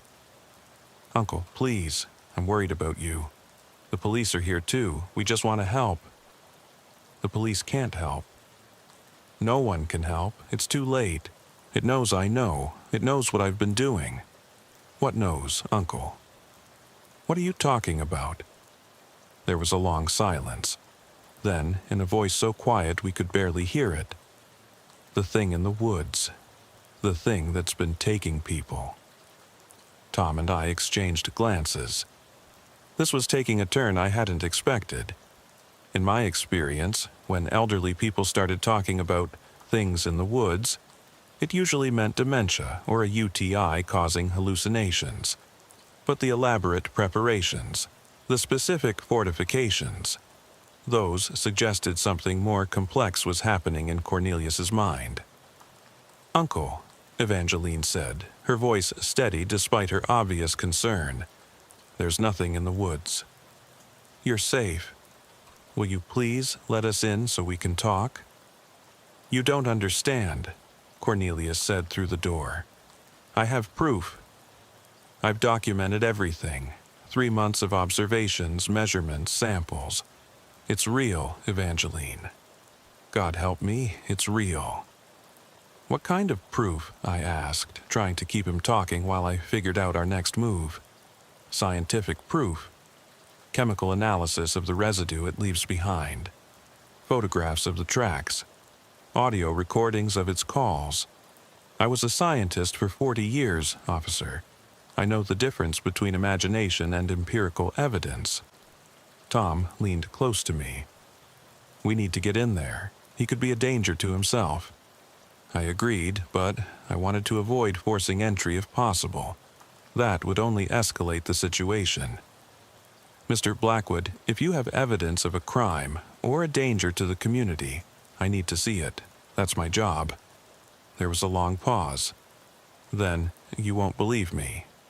No one ever believes until it's too late. "Try me," I said. "If you have real evidence, I promise I'll look at it objectively." More silence. Then slowly, the locks began to disengage again. This time, the door opened wider, though Cornelius stayed partially hidden behind it. "Just you," he said, pointing at me. "Not them. I don't know them well enough." "Uncle," Evangeline started, but I held up a hand. "It's okay." "Tom, stay with Miss Morse. I'll be fine." Tom didn't like it, I could tell, but he nodded. I stepped inside, and Cornelius quickly shut and locked the door behind me. The inside of the house was worse than I'd imagined. Every window was covered with heavy blankets nailed to the frames. Salt lines ran along every doorway and windowsill. Strange symbols were drawn on the walls in what looked like charcoal. The smell was overwhelming. That copper compost scent mixed with unwashed human and rotting food. But it was organized chaos. There was a clear method to it. A large table in the living room was covered with maps, photographs, and notebooks. Red pins marked locations on a topographical map of the area. String connected some of the pins, creating a pattern I couldn't immediately discern. "This is my research," Cornelius said, gesturing to the table with shaking hands. 3 months of work. It started in September, right after the Henley family disappeared. The Henleys. They'd owned the farm about a mile from here. One day, in early September, they'd just vanished. Parents and 2 teenage kids left everything behind, including their cars and wallets. It had been big news for a few weeks. The official theory was that they'd been in financial trouble and had run off to start over somewhere else, but no one really believed it. You don't leave without taking anything, not even a change of clothes. "You think something happened to the Henleys?" I asked. "I know something happened to them," Cornelius said. He pulled out a notebook, flipping to a page covered in his neat handwriting. "September 3rd, 2:47 a.m. I heard screaming from the direction of the Henley farm. Not normal screaming, it was wrong. Too high-pitched, almost like an animal, but clearly human. I called 911, but by the time you people got there, they were gone." I remembered that call. I hadn't been on duty, but I'd heard about it. Officers had found the Henley house empty, no signs of struggle, no evidence of foul play. Just an empty house with dinner still on the table. "After that, I started paying attention," Cornelius continued. "I set up cameras around my property, motion sensors, audio recorders, and I started catching things." He pulled out a laptop, ancient by modern standards but functional. He opened a folder filled with video files. This was from September 15th, 3:33 a.m. The video was grainy, shot in night vision from what looked like a camera mounted on his barn. For the first few seconds, it showed nothing but the edge of the woods. Then, something moved among the trees. It was hard to make out, just a shape, really. But it was big, maybe 7 or 8 feet tall, and it moved wrong. Not like a bear or a person. It seemed to flow between the trees, almost liquid in its movement. "That's probably just a bear," I said, though even as I said it, I wasn't convinced. I'd seen plenty of bears, and they didn't move like that. "That's what I thought at first," Cornelius said. He clicked on another file. This is from September 22nd. Same camera. This time, the figure was closer, at the edge of his yard. The night vision gave everything a green tint, but I could see more details. It wasn't a bear. It wasn't anything I could immediately identify. It was bipedal, but hunched, covered in what looked like dark, matted fur or hair. But the proportions were all wrong. Arms too long, legs bent at angles that didn't make sense. "What the hell is that?" I muttered. "I don't know," Cornelius said. "But watch this."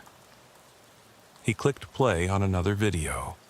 This one showed the thing approaching one of the holes he'd dug in his backyard. It stopped at the edge, then recoiled, letting out a sound that made my skin crawl. A low, rumbling growl that seemed to have multiple tones, like several voices growling in harmony. "The holes are filled with a mixture I developed," Cornelius explained. "Iron filings, salt and sulfur, along with some other compounds. It seems to repel it. That's why I dug them all around the property, to create a barrier."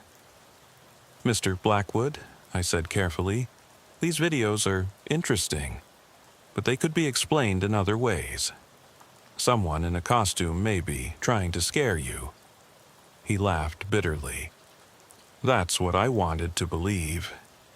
But then I found this." He opened another folder, this one filled with photographs. They showed tracks in the mud, large, three-toed prints with what looked like claw marks. A ruler placed next to one print showed it was nearly 18 inches long. These were at the Henley farm, near their back door. I took these photos before the rain washed them away. And there's more.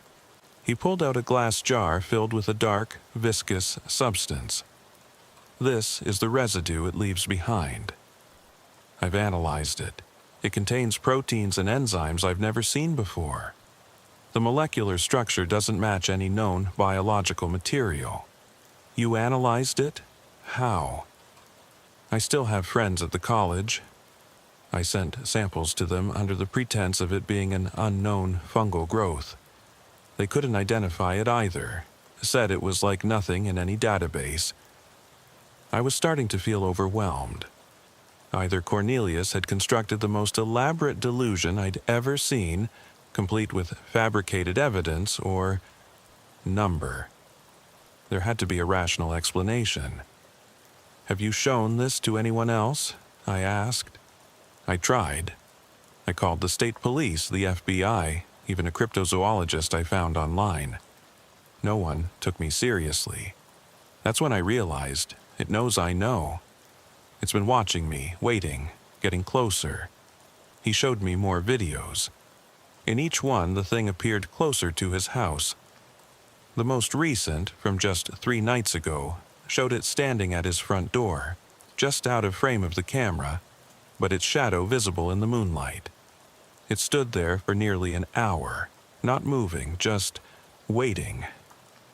"That's when I stopped sleeping," Cornelius said. "It's testing my defenses, looking for a way in. And I think it's learning." "Learning?" He nodded, pulling out another notebook. This one was filled with observations, times, dates, patterns. It avoids the cameras now, mostly. Stays just out of range, It's figured out where the motion sensors are, and last week—" He paused, swallowing hard. "Last week, I found scratches on my bedroom window, from the inside. From the inside? But that's impossible if it can't get in. I know. That's what terrifies me. Either it found a way in that I don't know about, or—" He trailed off. "Or what? Or there's more than one, and one has been inside all along." A chill ran down my spine. I looked around the cluttered, dimly lit house with new eyes. Every shadow seemed threatening, every creak of the old house ominous. "Mr. Blackwood, I think we need to get you out of here. You can stay with your niece for a while, get some rest, and—" "No!" He grabbed my arm with surprising strength. "Don't you understand? It's not after me specifically. I'm just in its territory. If I leave, it'll just move on to someone else. Someone who isn't prepared. At least here, I have defenses. Then we need to involve more people. The state police, wildlife services, they won't believe it until they see it. And by then, it might be too late." He looked at me with desperate eyes. "Officer Ridge, I know how this sounds. I know you think I'm crazy, but I'm asking you, begging you, to just consider the possibility that I'm not. Look at the evidence, really look at it." I spent the next hour going through his materials more carefully. The videos were disturbing, certainly, but videos could be faked. The tracks could be manufactured. The residue, that was harder to explain, but there could be natural explanations. But it was the pattern on the map that finally made me pause. The red pins marked sightings, disappearances, and strange incidents going back 3 months. But when I looked closer, I realized they went back further. Cornelius had added newspaper clippings and historical records. Missing persons, unexplained deaths dating back decades. They formed a rough circle with about a 5-mile radius, centered on a particular section of the woods. "This has been happening for years?" I asked. "Longer. I found records at the Historical Society going back to the 1800s. Native American legends before that. They called it the hunger that walks. Said it slept for years at a time, then woke to feed. And you think it's awake now?" "I know it is. The Henleys were just the beginning. Check your missing persons reports for the last 3 months. Not just from Cedar Brook, from all the surrounding towns." I thought about it. There had been an uptick in missing persons cases recently. We'd attributed it to the usual causes. People running from debt, domestic situations, the opioid crisis. But what if— number? I was letting myself get pulled into his delusion. There had to be a rational explanation. "Mr. Blackwood, I need to make some calls, check on some of this information. Will you be okay if I step outside?" He nodded, but grabbed my arm again as I turned to go. "Officer Ridge, whatever you do, don't go into the woods, not at night. And if you hear it calling, it can mimic voices, sound like someone you know. Don't follow, that's how it got the Henleys. Their youngest daughter heard her friend calling from the woods. She went to look, and the whole family went after her." I stepped outside, my mind racing.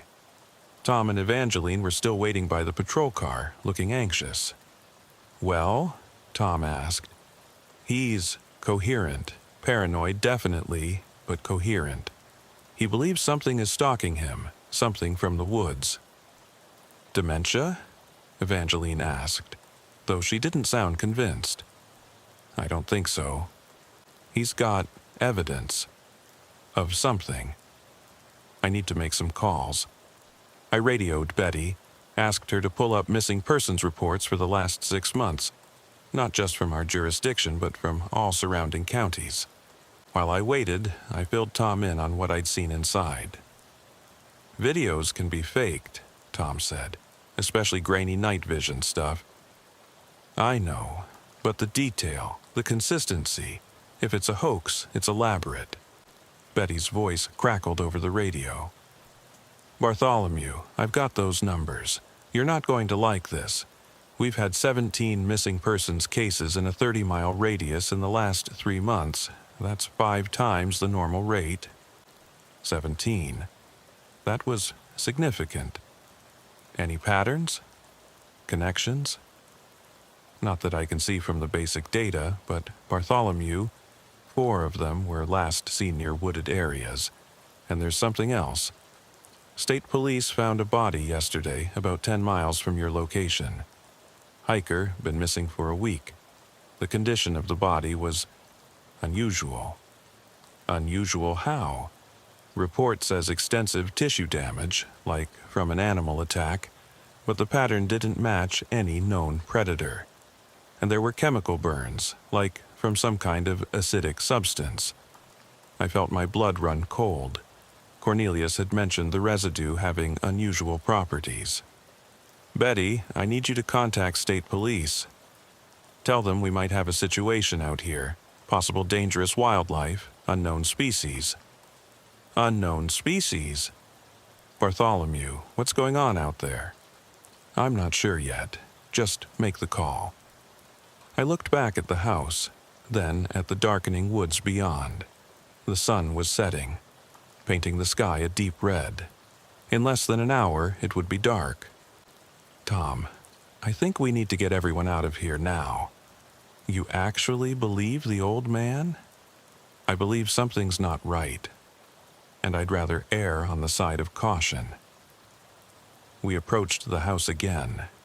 I knocked, telling Cornelius we were going to evacuate him for his safety, but this time there was no response. "Mr. Blackwood? Cornelius?" Nothing. I tried the door. It was unlocked, which immediately set off alarm bells.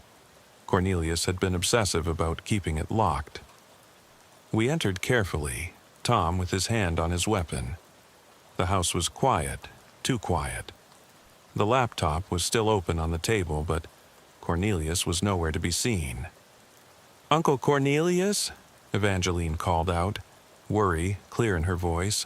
That's when we heard it, a sound from upstairs. Footsteps, slow and deliberate, too heavy to be Cornelius. "Sir, this is the police.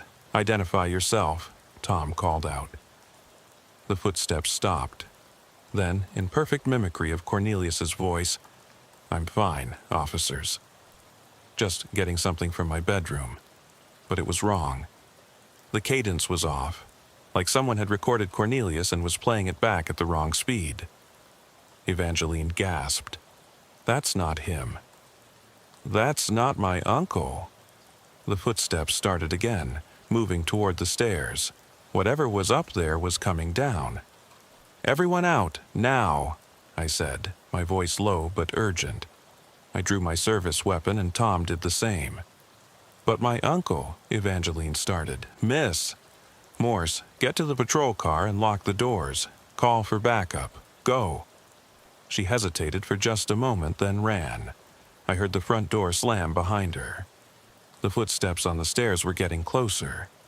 Each step was deliberate, measured, and far too heavy. The old wooden stairs groaned under the weight. "Whatever's up there, we handle this by the book," Tom whispered. Could be an intruder, could be Cornelius having some kind of episode. But we both knew it wasn't Cornelius. The sound, the weight, the wrongness of that voice. Every instinct I'd developed in 12 years of police work was screaming danger. The footsteps reached the top of the stairs. We could see a shadow on the wall, cast by the dim light from upstairs. The shadow was wrong, too tall, too broad, with proportions that didn't match any human frame. Then it spoke again, still using Cornelius's voice but even more distorted. "Officers, there's no need for alarm. Everything is fine. Show yourself," I commanded, my weapon raised but pointed at the ground. "Slowly, with your hands visible." The shadow moved, and something appeared at the top of the stairs. In the dim light, I first thought it was Cornelius, but as my eyes adjusted, I realized the truth was far worse. It was wearing Cornelius's clothes, or rather, Cornelius's clothes were stretched over something that wasn't quite the right shape. The shirt was torn at the seams, hanging loose over a frame that was too large, too angular. But it was the face that made my blood run cold. It was like someone had taken Cornelius's features and stretched them over something else, like a mask that didn't quite fit. The eyes were wrong, too large, too dark, reflecting the light like an animal's. "Drop the weapon," it said, still in that horrible mimicry of Cornelius's voice. "Where's Cornelius?" I demanded.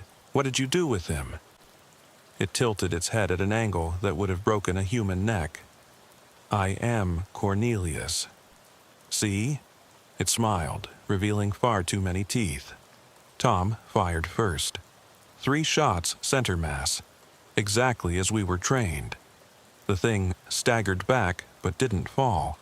Instead, it let out a sound that I'll never forget, a screech that seemed to come from multiple throats, harmonizing in a way that made my teeth ache. Then it moved. Fast, faster than anything that size should be able to move. It came down the stairs in 2 bounds, and suddenly it was on Tom. He screamed as it grabbed him, lifting him off the ground with one elongated arm.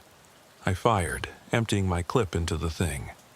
It dropped Tom and turned toward me, and for a moment I saw it clearly in the muzzle flash. It wasn't wearing Cornelius's clothes. It had somehow incorporated them into itself. The fabric melding with what looked like dark, mottled skin. Its face was shifting, features rearranging themselves, trying different configurations like it was trying to remember how to look human. It lunged at me, and I dove sideways, crashing into Cornelius's research table. Papers and photographs scattered everywhere. My hand landed on the jar of residue Cornelius had shown me, and without thinking, I grabbed it and threw it at the creature. The jar shattered against its chest, and the effect was immediate. The thing recoiled, screeching, clawing at itself where the substance had splashed. Smoke rose from its skin, and the smell... God, the smell was indescribable, like burning rubber mixed with rotting meat. It fled, crashing through the boarded-up back door, leaving splinters of wood and torn fabric in its wake. I could hear it moving through the yard, setting off Cornelius's motion sensors, heading for the woods. I rushed to Tom. He was alive but unconscious, with the deep gashes on his arms and chest. I radioed for emergency medical immediately, then remembered Evangeline was still outside. I found her in the patrol car, on the radio with dispatch. "I need all available units and EMS to Old Mill Road immediately," she was saying, her nurse training taking over despite her fear. "Officer down, multiple injuries, possible." "It's gone," I told her, "but Tom's hurt." "You're a nurse. I need your help." She didn't hesitate, grabbing a first aid kit from the trunk and following me inside. While she worked on Tom, I tried to process what had just happened. That thing, whatever it wasn't human, couldn't be human. But it had been trying to be Cornelius, wearing his appearance like an ill-fitting suit, which meant... "Oh, God," I said, "Cornelius." I ran through the house, checking every room. I found him in the basement behind an old coal bin. He was alive but unconscious, with strange marks on his neck and arms. Not cuts or bruises, but patterns that looked almost like burns or chemical exposure. His pulse was weak but steady. By the time backup arrived, 4 patrol cars and 2 ambulances, I had moved Cornelius upstairs. Evangeline had managed to stabilize Tom, though he'd need surgery for the lacerations. Sheriff Douglas himself showed up, a gruff man in his 60s who'd seen everything in his 40 years of law enforcement. Or so he thought. "Ridge, what the hell happened here?" he demanded. How could I explain that we'd been attacked by something that could mimic human appearance and voice? That Cornelius's paranoid preparations had been completely justified? Unknown assailant, I said carefully. Possibly on drugs. Extreme strength and aggression. It fled into the woods after attacking Officer Garrett. Douglas looked at the destroyed back door, the bullet holes in the walls, the scattered research on the table. Drugs? This looks like a war zone. Sheriff, I think we need to look at Mr. Blackwood's research. He's been documenting something in these woods, something that might explain the missing persons cases. Douglas picked up one of the photographs, the three-toed tracks. What is this Bigfoot nonsense? I don't know what it is, but I saw it. Tom saw it, and there's evidence. Evidence of what?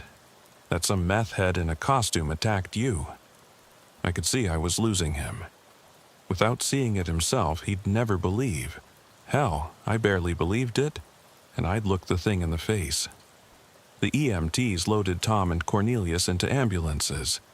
Evangeline rode with her uncle, refusing to leave his side. As they drove away, I noticed something that made my stomach drop. Three-toed prints in the mud near where the ambulances had been parked. Fresh ones. It had been watching us. Over the next 3 days, things got complicated. Tom underwent surgery and would recover, though he'd have scars for life. When he woke up, he claimed not to remember the attack clearly, said it was all a blur, probably trauma-induced memory loss. But when I visited him alone, he grabbed my hand and whispered, "You saw it too, right?" "I'm not crazy." "You're not crazy," I assured him. Cornelius remained unconscious for 2 days. When he finally woke, he was disoriented but coherent. He remembered the thing entering his house, remembered trying to hide, but everything after that was blank. The doctors couldn't explain the marks on his body. They looked like chemical burns but didn't match any known substance. The official report filed by Sheriff Douglas listed the incident as an assault by an unknown individual, possibly under the influence of narcotics. The state police came in, did a perfunctory investigation, found no evidence of the assailant, and closed the case as unsolved. But I couldn't let it go. I spent my off hours studying Cornelius's research. The map, the timeline, the patterns. If he was right, this thing, whatever it was, had been here for over a century, maybe longer. It would disappear for years, even decades, then return to feed, and each time it returned, people would disappear. I found a journal entry from a Cedar Brook sheriff in 1952. Found tracks near the Morrison disappearance site. Three-toed, like nothing I've seen. Old Samuel Blackwood claims it's the same thing that took his brother in 1923. Nonsense, of course, but the tracks are troubling. Samuel Blackwood, Cornelius's father.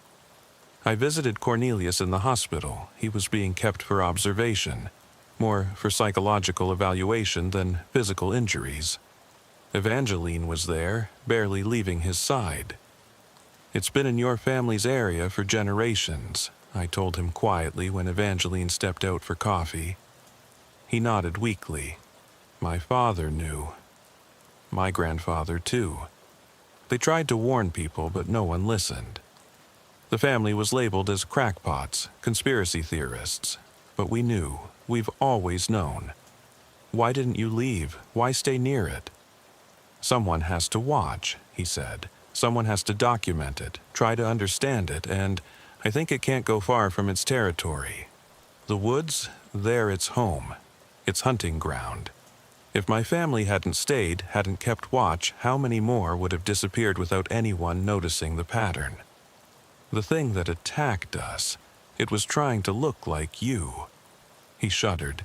"It's learning. Evolving, maybe. My grandfather's journals mention it could mimic voices, but never appearances.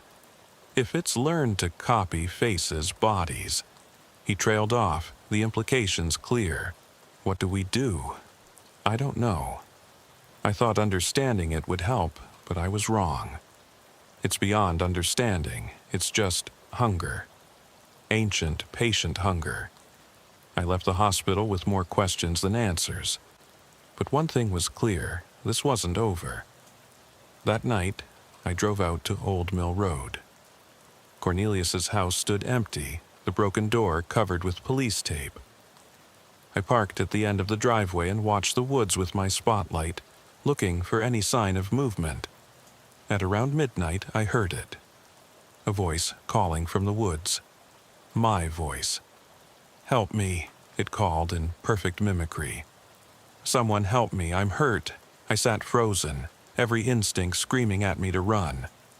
But I stayed, documenting it on my phone, adding to Cornelius's evidence. The voice continued for an hour, trying different phrases, different tones. Sometimes pleading, sometimes commanding. It knew I was there. It was trying to lure me in. Finally, as dawn approached, it gave up. But just before it went silent, it said something that chilled me to the bone. Not in my voice this time, but in Tom's. "Ridge, where are you? I need backup. Ridge." It had been there during the attack. Learning our voices, our names, our procedures, it was studying us. I drove home as the sun rose, exhausted and terrified. But I couldn't stop thinking about what Cornelius had said. Someone had to watch, someone had to know. I started my own documentation that day, building on Cornelius's work but being more careful, more covert. I installed trail cameras in the woods, hidden and camouflaged. I tracked the missing persons cases, looking for patterns. I studied the chemical composition of the residue it left behind. And I waited. 3 weeks after the attack, another family disappeared. The Kovacs, who lived about 3 miles from the Blackwood place. Romanian immigrants who'd bought a cheap farmhouse to fix up. They vanished in the night, leaving behind dinner on the table and all their belongings. The official investigation found nothing. But I found tracks. 3-toed, 18 inches long. And something else, scratches on their door frame, from the inside, like someone had tried desperately to keep something out. I brought my findings to Sheriff Douglas, but he shut me down. "Ridge, you're becoming obsessed, just like Old Man Blackwood. Don't go down that path." But someone had to. Someone had to watch, to document, to try to find a way to stop it. Because it was getting bolder. The disappearances were becoming more frequent, and it was learning, adapting, becoming better at mimicking us. 2 months after the attack, I got a call from Evangeline. Cornelius had been released from psychiatric hold and was staying with her in Philadelphia, but he wanted to return to Cedar Brook. "He says he has to finish his work," she told me. "I've tried to talk him out of it, but he's adamant. He says someone has to watch." "He's right," I said, surprising myself. "Someone does." There was a pause. Then, "Officer Ridge, do you believe him? About all of it?" "Miss Morse, I saw it, I fought it, I have the evidence. Yes, I believe him." "Then what do we do?" "We watch, we document, we try to understand it, and we warn people even if they don't believe us. Because what else can we do?" She sighed. "I'll bring him back next week." Will you help him? Help us?" "Yes," I said without hesitation. "I will." Because I'd realized something in those 2 months of investigation. The thing in the woods wasn't going away. It had been here long before us, and it would be here long after. But as long as someone was watching, as long as someone knew the truth, maybe we could minimize the damage. Maybe we could save some lives. Or maybe we were just fooling ourselves, playing watchman to something beyond our comprehension. Either way, I couldn't walk away. Not anymore. I'd seen the face of the thing that haunts our woods, and once you've seen something like that, you can't unsee it. You can't unknow it. You can only watch and wait, and hope that when it comes for you, you're ready. Cornelius returned to Cedar Brook the following week, but not to his family home. The house on Old Mill Road remained empty, too damaged and too dangerous. Instead, Evangeline rented him a small apartment in town, close to other people, with multiple exits and good lighting. He seemed frailer than before, aged by his ordeal, but his mind remained sharp. We met regularly, comparing notes, reviewing footage from my trail cameras. Most showed nothing, but occasionally we'd catch a glimpse. A shadow moving between trees, eye shine where no animal should be, tracks appearing overnight in places that had been clear the evening before. The town, meanwhile, tried to return to normal. The official story was that a drifter high on drugs had attacked officers at the Blackwood farm, then disappeared into the wilderness. Most people accepted this explanation because the alternative was too disturbing to consider. Tom returned to duty after 6 weeks of recovery, but he was different. Quieter, more watchful. He never spoke about that night directly, but sometimes I'd catch him staring at the woods during patrol, his hand unconsciously moving to the scars on his chest. Then, in early February, 3 months after the initial attack, things escalated. It started with pets going missing, dogs and cats vanishing from yards, even some that were kept indoors somehow disappearing when owners weren't looking. Then livestock, chickens, goats, even a few cattle from the Jameson farm. Always at night, always without a trace except for those distinctive three-toed tracks that the authorities insisted were unidentified. But I knew better. It was feeding more frequently, growing bolder. The barrier between its woods and our town was breaking down. The breaking point came on February 15th. I was on night patrol when I got a call about a disturbance at Cedar Brook Elementary School.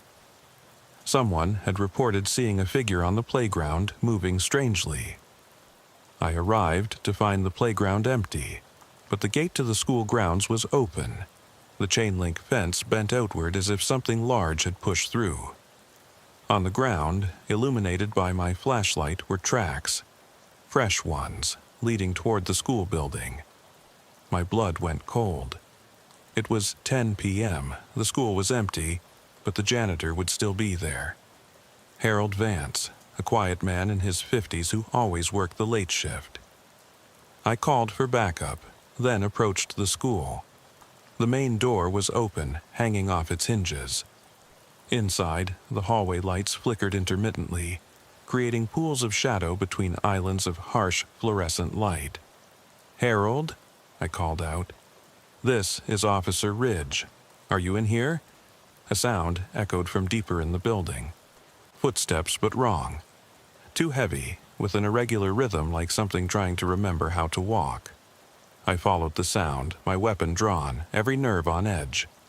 The tracks led to the cafeteria, where I found Harold's cleaning cart overturned, supplies scattered across the floor. But no Harold. Then I heard his voice coming from the kitchen.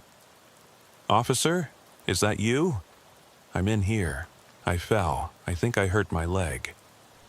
It sounded like Harold, but I'd learned not to trust voices anymore. I approached the kitchen carefully, peering through the serving window. Harold was there, sitting on the floor, holding his leg. But something was off. His proportions were wrong. Arms slightly too long, neck bent at an odd angle. And his eyes reflected my flashlight like a cat's. "Harold," I said carefully, "what's your wife's name?" "What?" The thing wearing Harold's appearance looked confused. "Why are you asking that?" "I'm hurt. Help me." "Your wife's name, Harold." "Tell me her name." It tilted its head, that unnatural movement I'd seen before. Mary. Her name is Mary. Harold's wife was named Dorothy. I'd met her at the department Christmas party 2 months ago. I backed away slowly. "Stay there, Harold. Help is coming." The thing stood up, no longer pretending to be injured. "You know," it said, Harold's voice distorting, becoming multitonal. "You're the watching one, the one who knows." Where's the real Harold? It smiled, Harold's face stretching impossibly wide. Safe. Sleeping. In the dark place. Like the others. Others? What others? The ones who fed the hunger. The ones who walked into the woods when called. They sleep now, in the deep place, until the hunger needs them again. My radio crackled. Backup was arriving. The thing heard it too, and its borrowed face twisted into something like disappointment. You make this harder, it said. The old watcher, he understood. Stay in your territory, we stay in ours, but territories change. Hunger grows. The old watcher, you mean Cornelius's father, grandfather? Many watchers, many years. You watch, we hunt. Balance. But balance broken now. Too many of you spreading into our places. So we must spread too. Sirens were getting closer. The thing moved toward the back exit, but I stepped in front of it. I can't let you leave. It laughed, a sound like grinding glass. You cannot stop what has always been. We were here before your kind walked upright. We will be here after your dust. Maybe, but not tonight. I pulled out a bottle from my belt, a mixture Cornelius and I had developed based on his research. Iron filings, salt, sulfur, and something else he'd discovered. An extract from those purple foxgloves that grew where his house had been. Apparently, they absorbed something from the soil, something that the creature left behind, and concentrated it into a natural repellent. I threw the bottle, and it shattered against the thing's chest. The reaction was immediate and violent. It screamed. Not Harold's voice now, but its true voice, that multi-harmonic shriek that seemed to come from everywhere at once. Its borrowed form began to shift and bubble, Harold's appearance melting away like wax. What was underneath, I can't fully describe it. It was wrong in every way something could be wrong. Too many angles, too many joints, covered in something that wasn't quite skin or fur or scales, but somehow all three. It moved wrong, existed wrong, like reality itself was rejecting its presence. It fled, crashing through the wall, not the door, the actual brick wall, leaving a hole that shouldn't have been possible for something to create with mere physical force. When backup arrived, they found me standing in the destroyed cafeteria, staring at the hole in the wall. Sheriff Douglas took one look at the scene and the expression on my face and didn't ask for an explanation. Not then. We found Harold an hour later, in a maintenance tunnel under the school. He was unconscious but alive, with those same chemical burn marks Cornelius had. When he woke up, he remembered nothing after arriving for his shift. That night changed everything. The sheriff couldn't ignore it anymore, not with the physical evidence, the hole in the wall that defied explanation, the chemical residue that didn't match any known substance, the surveillance footage that showed something impossible. A task force was formed, quietly, unofficially. Myself, Tom, 2 state police officers who'd had their own encounters they couldn't explain, and Cornelius as a civilian consultant. We were given resources, told to handle the situation but also told to keep it quiet. No media, no public panic. Cornelius was vindicated but took no satisfaction in it. I wanted to be wrong, he told me. God, how I wanted to be wrong. We developed protocols. The mixture that repelled it was mass-produced and distributed to essential workers who had to be out at night. Motion sensors were installed at key points around town. A curfew was suggested but not enforced. How do you explain that without causing panic? For a while, it worked. The thing, or things, we were never sure if there was just one, kept to the woods. The disappearances stopped. We thought we'd reached a new balance. Then came the night of March 3rd. I was home, actually off duty for once, when my phone rang. It was Evangeline, and she was hysterical. "It's here," she sobbed, "in the apartment." "It's pretending to be Uncle Cornelius, but it's not him. The real one is with me. We're locked in the bathroom, but it's trying to get in." I grabbed my gear and raced to their apartment, calling for backup on the way. When I arrived, the front door was open. Inside, I could hear two voices, both Cornelius's. One was coming from the bathroom. "Officer Ridge, we're in here." It's out there, wearing my face. The other was in the living room. "Bartholomew, thank goodness you're here. They're imposters in my bathroom. You have to stop them." I entered carefully, weapon drawn. In the living room stood Cornelius, or something that looked exactly like him. Every detail perfect, down to the liver spots on his hands and the way he favored his left leg. "Bartholomew," it said, and the voice was perfect too. "They broke in. I don't know what they want, but they keep saying they're me." From the bathroom, "Don't listen to it. Ask it something only I would know." The thing in the living room smiled sadly. "It's learned to mimic my voice. It's trying to confuse you." This was the nightmare scenario we'd discussed but never figured out how to handle. Perfect mimicry, indistinguishable from the original. How do you tell the real from the fake when they're identical? Then I noticed something. The Cornelius in the living room was too steady. The real Cornelius had developed a slight tremor in his hands after his ordeal, barely noticeable, but always there. This one's hands were perfectly still. I shot it with a tranquilizer dart filled with our repellent mixture. The effect was immediate. The false Cornelius screamed and began to change, its perfect mimicry dissolving into that horrifying true form. But instead of fleeing, it spoke, its voice now a horrible amalgamation of everyone it had copied. "You delay the inevitable. We adapt, we learn. Soon you won't be able to tell. Soon we will walk among you, wearing your faces, living your lives. The hunger will be fed from within." Then it collapsed, seemingly unconscious. We contained it, the first time we'd managed to capture one.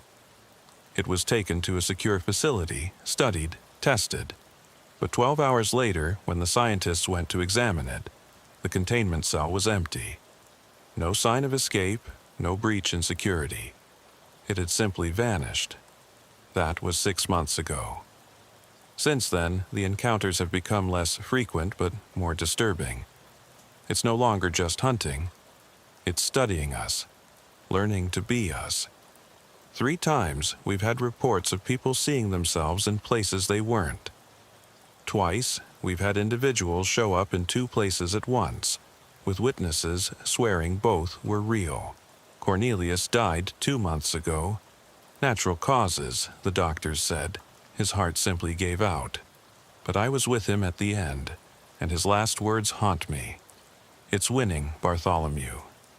Not by destroying us, but by becoming us." How many are already here, wearing our faces, living our lives? How would we know? I don't have an answer to that.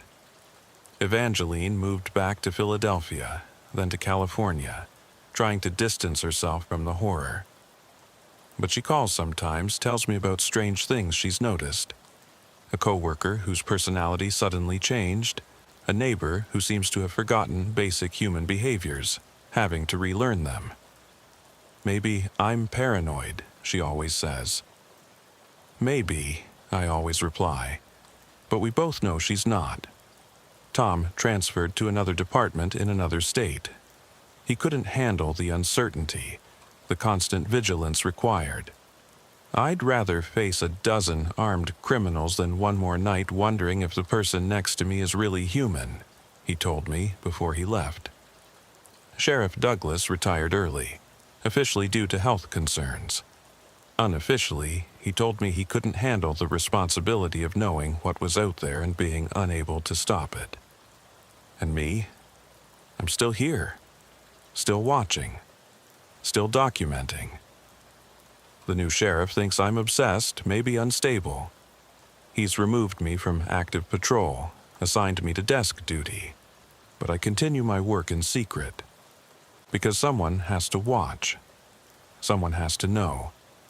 The thing in the woods, or things, we never did determine if there was more than one, is still out there. The disappearances have stopped, but I think that's worse.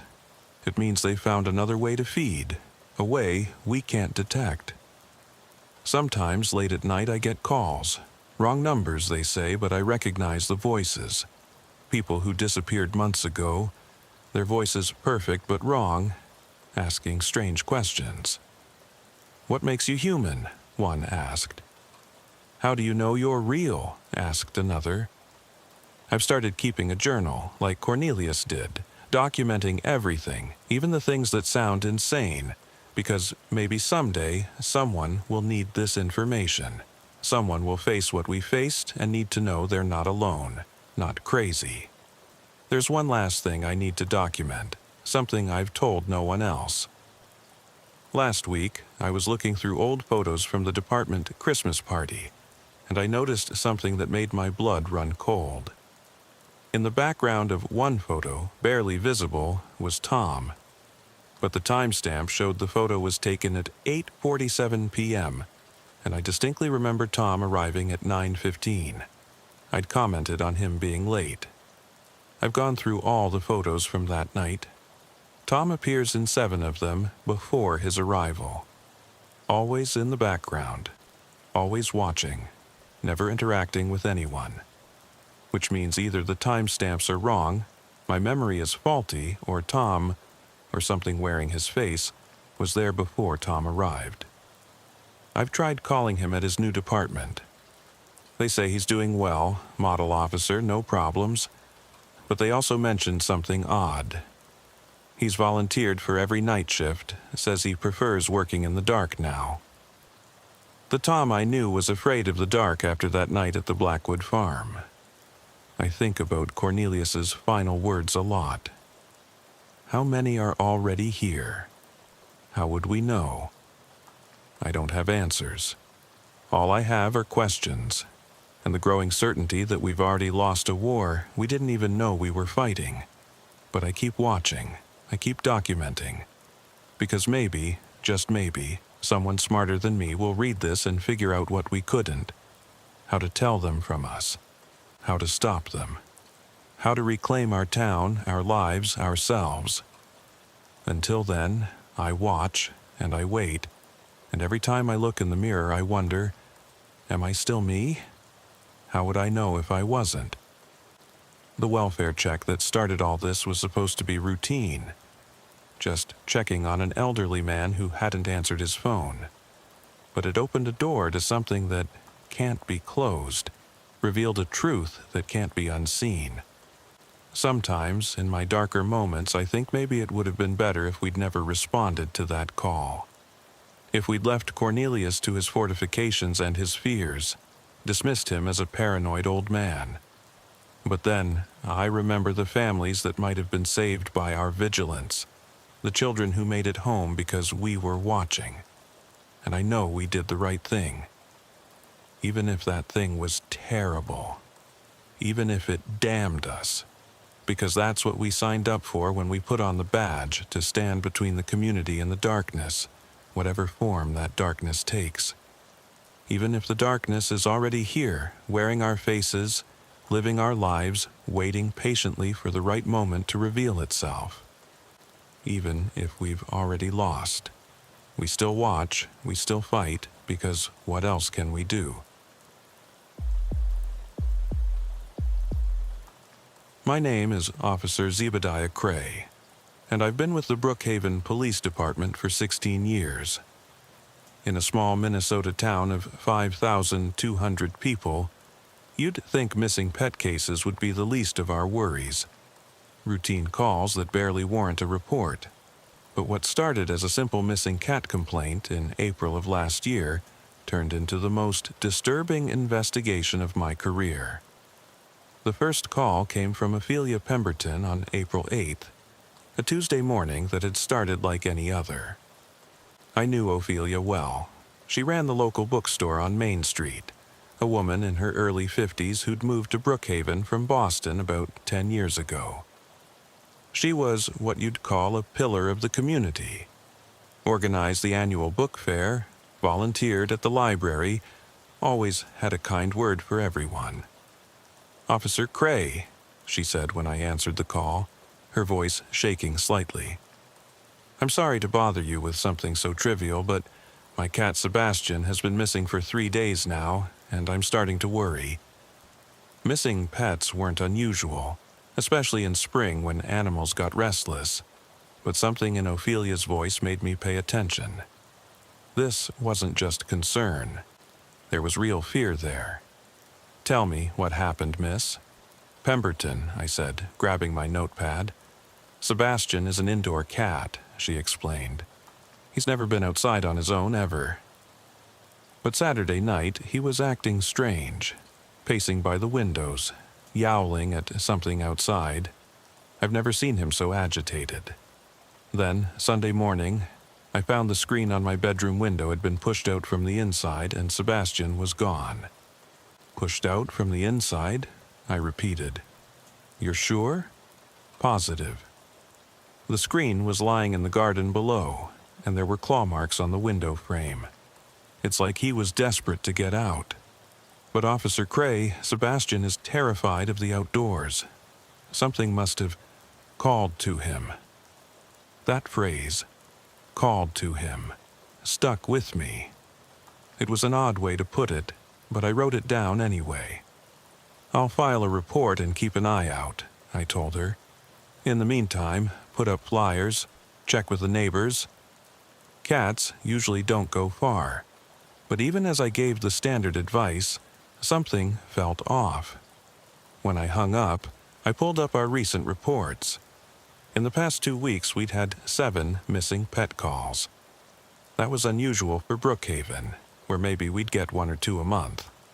I decided to drive over to Ophelia's house to take a look at the window. She lived in a Victorian-era home on Elm Street, one of those grand old houses that had been converted into apartments. Hers was on the 2nd floor. The window screen was still in the garden where it had fallen. The damage was extensive. Not just pushed out, but shredded in places, like the cat had clawed through it in a frenzy. The window frame showed deep gouges, and there was blood on some of the splinters. Not much, but enough to suggest Sebastian had hurt himself getting out. "He must have wanted out badly," I said to Ophelia, who was watching from the window above. "Or something wanted him out," she replied quietly. I spent the next hour canvassing the neighborhood, but no one had seen Sebastian. However, I did learn something interesting. Mrs. Garrett, who lived 3 houses down, mentioned that her dog had been acting strange all week, barking at nothing, refusing to go into the backyard at night, whimpering at shadows. "It's like he senses something we can't," she said. "Been happening to a lot of folks' pets lately." That afternoon, I decided to look deeper into the missing pet reports. What I found was a pattern that made my skin crawl. The disappearances weren't random. They followed a very specific geographic pattern, starting at the north end of town and moving steadily south. If you plotted them on a map, they formed an almost perfect line, like something was moving through town, taking animals as it went. But it was the timing that really caught my attention. Every disappearance happened between 2 and 4 a.m., always on nights with little to no moon. And in each case, the owners reported their pets acting strangely before vanishing. Extreme agitation, focusing on something unseen, trying desperately to get outside or, in some cases, to hide. I brought my findings to Chief Martinez, a no-nonsense woman who'd run the department for 12 years. "You're suggesting what, exactly?" she asked, looking at my map with its line of red pins. "I'm not sure," I admitted. "But this isn't random. Something's taking these animals in a systematic way. Coyotes, maybe? They've been pushing into suburban areas more lately. Maybe, I said, though I didn't believe it. Coyotes didn't cause pets to claw through screens to get outside. They didn't move in perfect lines through town. And they certainly didn't take animals without leaving any trace. No blood, no fur, no remains. That night, I decided to do something unconventional. I set up surveillance in the area, where, if the pattern held, the next pet would disappear. It was a quiet residential street, all small houses with neat lawns. I parked my personal car, didn't want to spook whatever it was with a marked patrol vehicle, and waited. At 2:47 a.m. I saw it, or rather, I saw its effect. Every dog on the street started barking at once. House lights flicked on as owners tried to quiet their pets.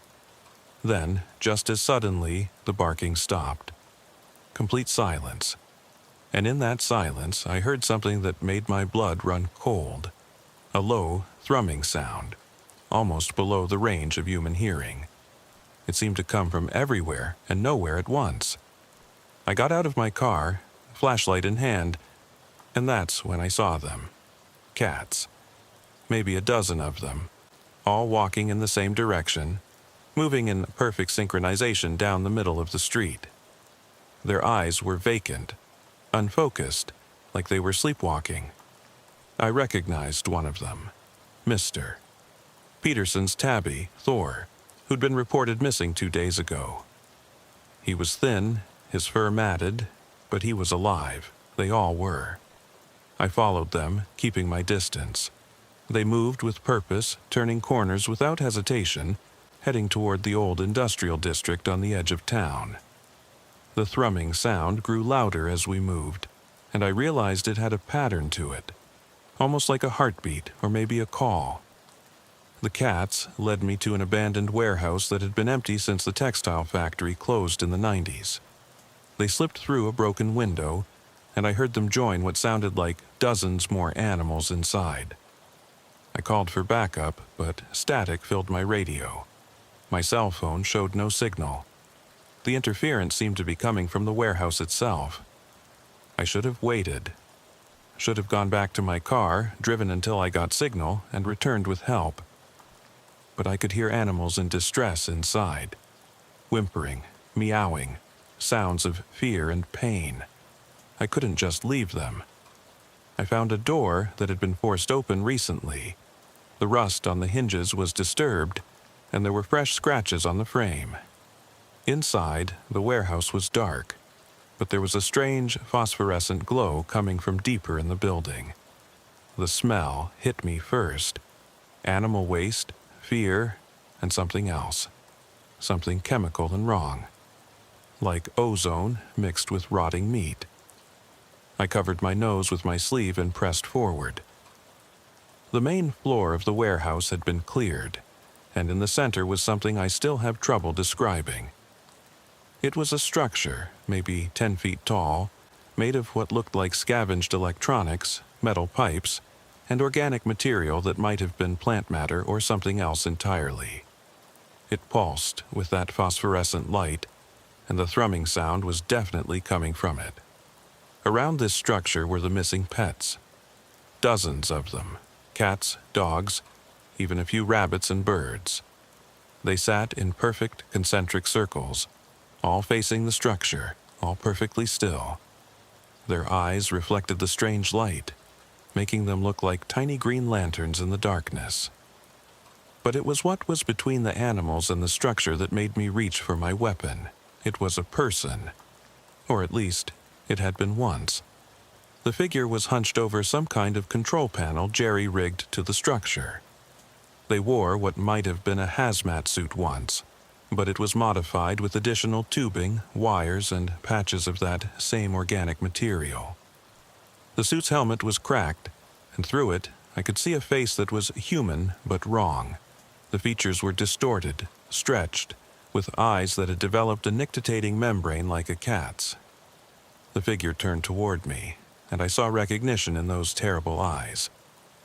"Archibald," I said, barely able to believe it. Archibald Morse had been our town veterinarian until he disappeared 6 months ago. His practice had closed overnight, and he'd simply vanished.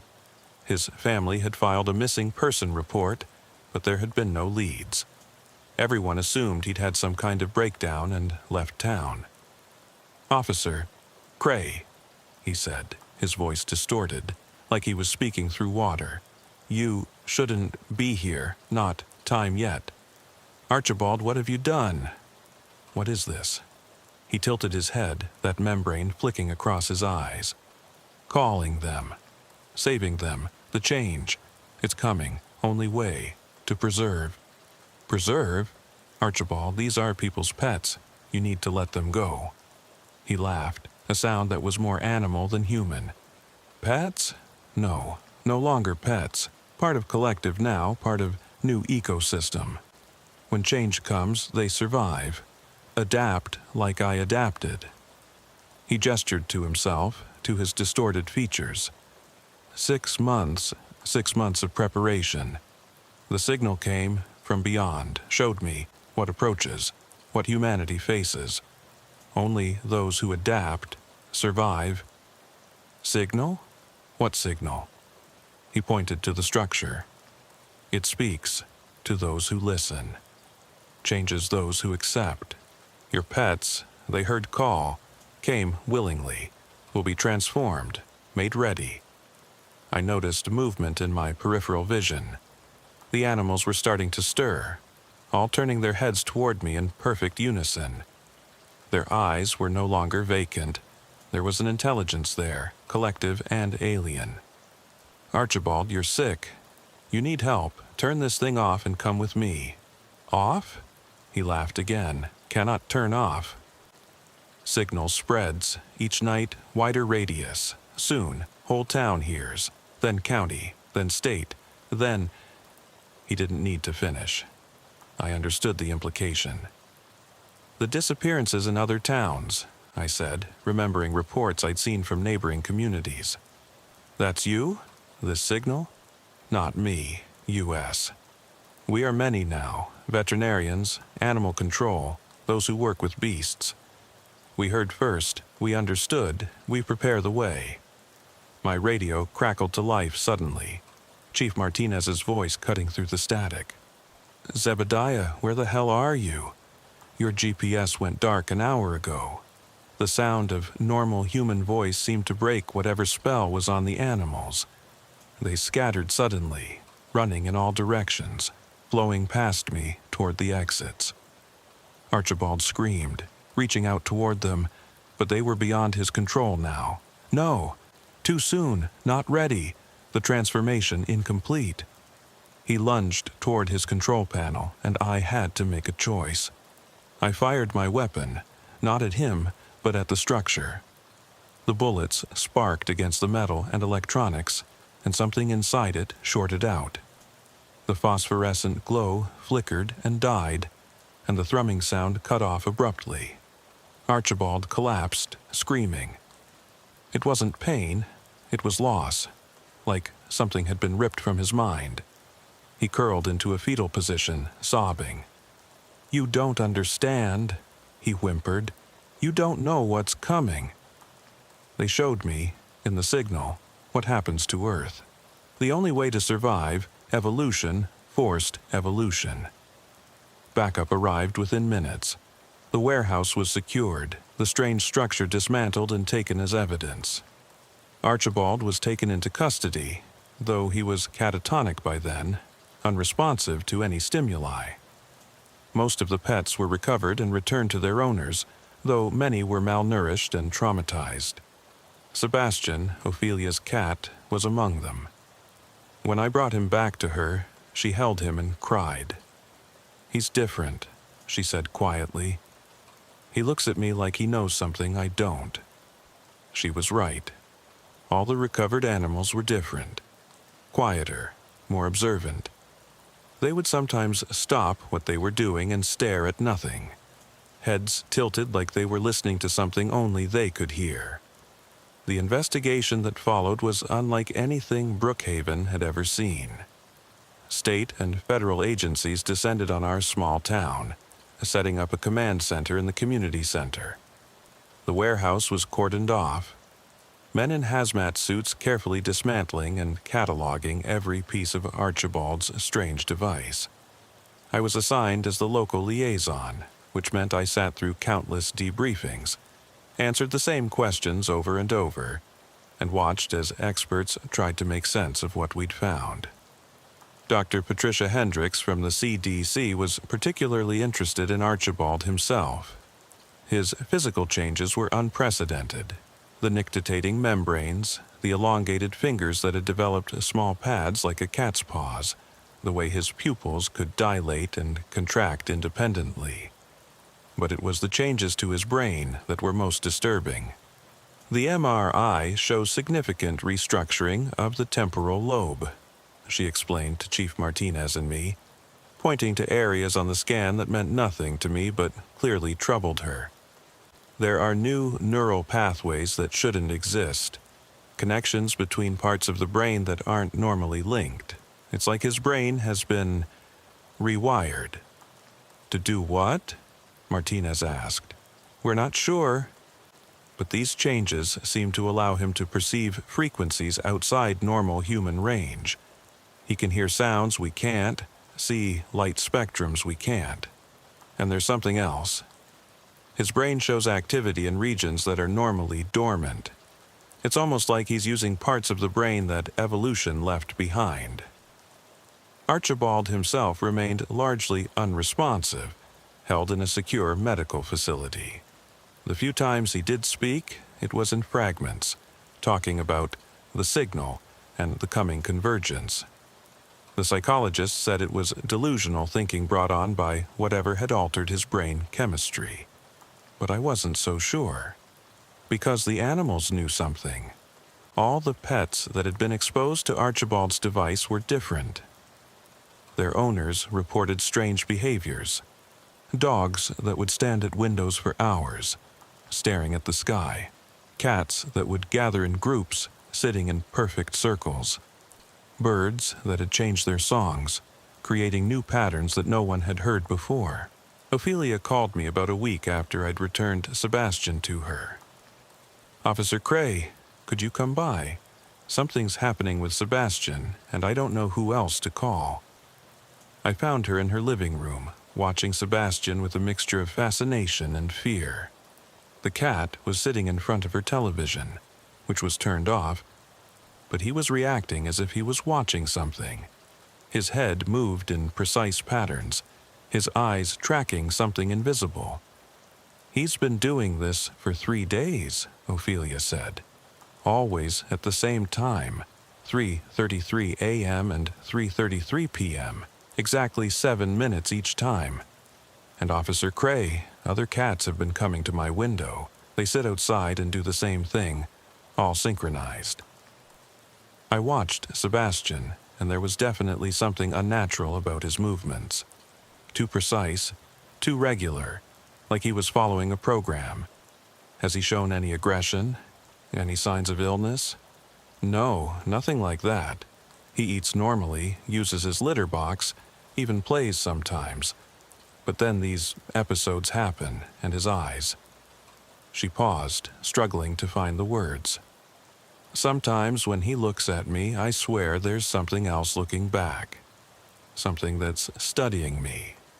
I documented everything, added it to the growing file on what the federal agents were calling the Brookhaven incident. But they were focused on the technology, on understanding how Archibald had built his device. They weren't paying attention to the animals. That changed 3 weeks later when the second wave started. It began in Millfield, a town about 30 miles from Brookhaven. Their animal control officer, a man named Dennis Cutter, was found in an abandoned barn with a device almost identical to Archibald's. He showed the same physical changes, the membranes over his eyes, the altered hands, the rewired brain. But unlike Archibald, he was coherent when they found him. The signal is everywhere, he told investigators. In the earth, in the sky, in the spaces between atoms. we're just the first to hear it. The animals hear it naturally. We had to change ourselves to perceive it. But soon, everyone will hear. The frequency is adjusting, adapting to human perception. When that happens, the real changes begin. Then came reports from Riverside, 40 miles in the other direction. Then Plainsboro, then Cedar Falls. In each town, someone who worked with animals, veterinarians, animal control officers, pet groomers, had built similar devices, undergone similar changes. It was spreading, but not like a disease. These people hadn't had contact with each other. They'd all independently heard the signal and responded. The FBI brought in a specialist, Dr. Michael Reeves, who had a background in both neurology and radio astronomy. He was the first to propose what everyone else thought was impossible. "The signal isn't terrestrial," he said during a briefing I attended. "The frequency, the pattern, the way it interacts with biological neural networks, this is coming from outside our planet." The room erupted in arguments, but Reeves continued. "Look at the evidence. The devices these people built all use similar designs despite no communication between them.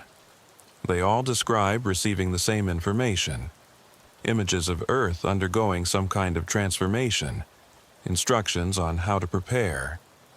This isn't mass hysteria. They're receiving actual data from somewhere." "From where?" someone demanded. "That's what we need to find out." The investigation shifted focus. Radio telescopes were redirected, searching for the source of the signal. The devices were studied not as the products of delusional minds, but as potential receivers for extraterrestrial communication. And the animals continued to change. By mid-May, 6 weeks after the warehouse incident, Brookhaven had become ground zero for what the media was calling the pet phenomenon. Animals that had been exposed to Archibald's device were developing new behaviors daily. Dogs were working together in ways that suggested complex communication. Cats were creating patterns with objects, arranging toys, food, even leaves and twigs into geometric shapes that mathematicians said showed understanding of advanced concepts. But it was the birds that really got everyone's attention. It started with the crows. They began building something in Riverside Park, bringing materials from all over town: wire, electronic components, pieces of metal and plastic. At first, people tried to destroy what looked like a massive nest, but the crows rebuilt it within hours, and this time they defended it, working in coordinated groups to drive people away. I was called to the scene when the structure was about 6 feet tall. It bore an unsettling resemblance to Archibald's device, though cruder, built with beaks and claws rather than hands, and it was giving off a faint signal, not audible, but measurable with the right equipment. "They're building receivers, Doctor," Reeves said when he examined it, "naturally more sensitive to the signal, and now they're trying to amplify it." "For what purpose?" Chief Martinez asked.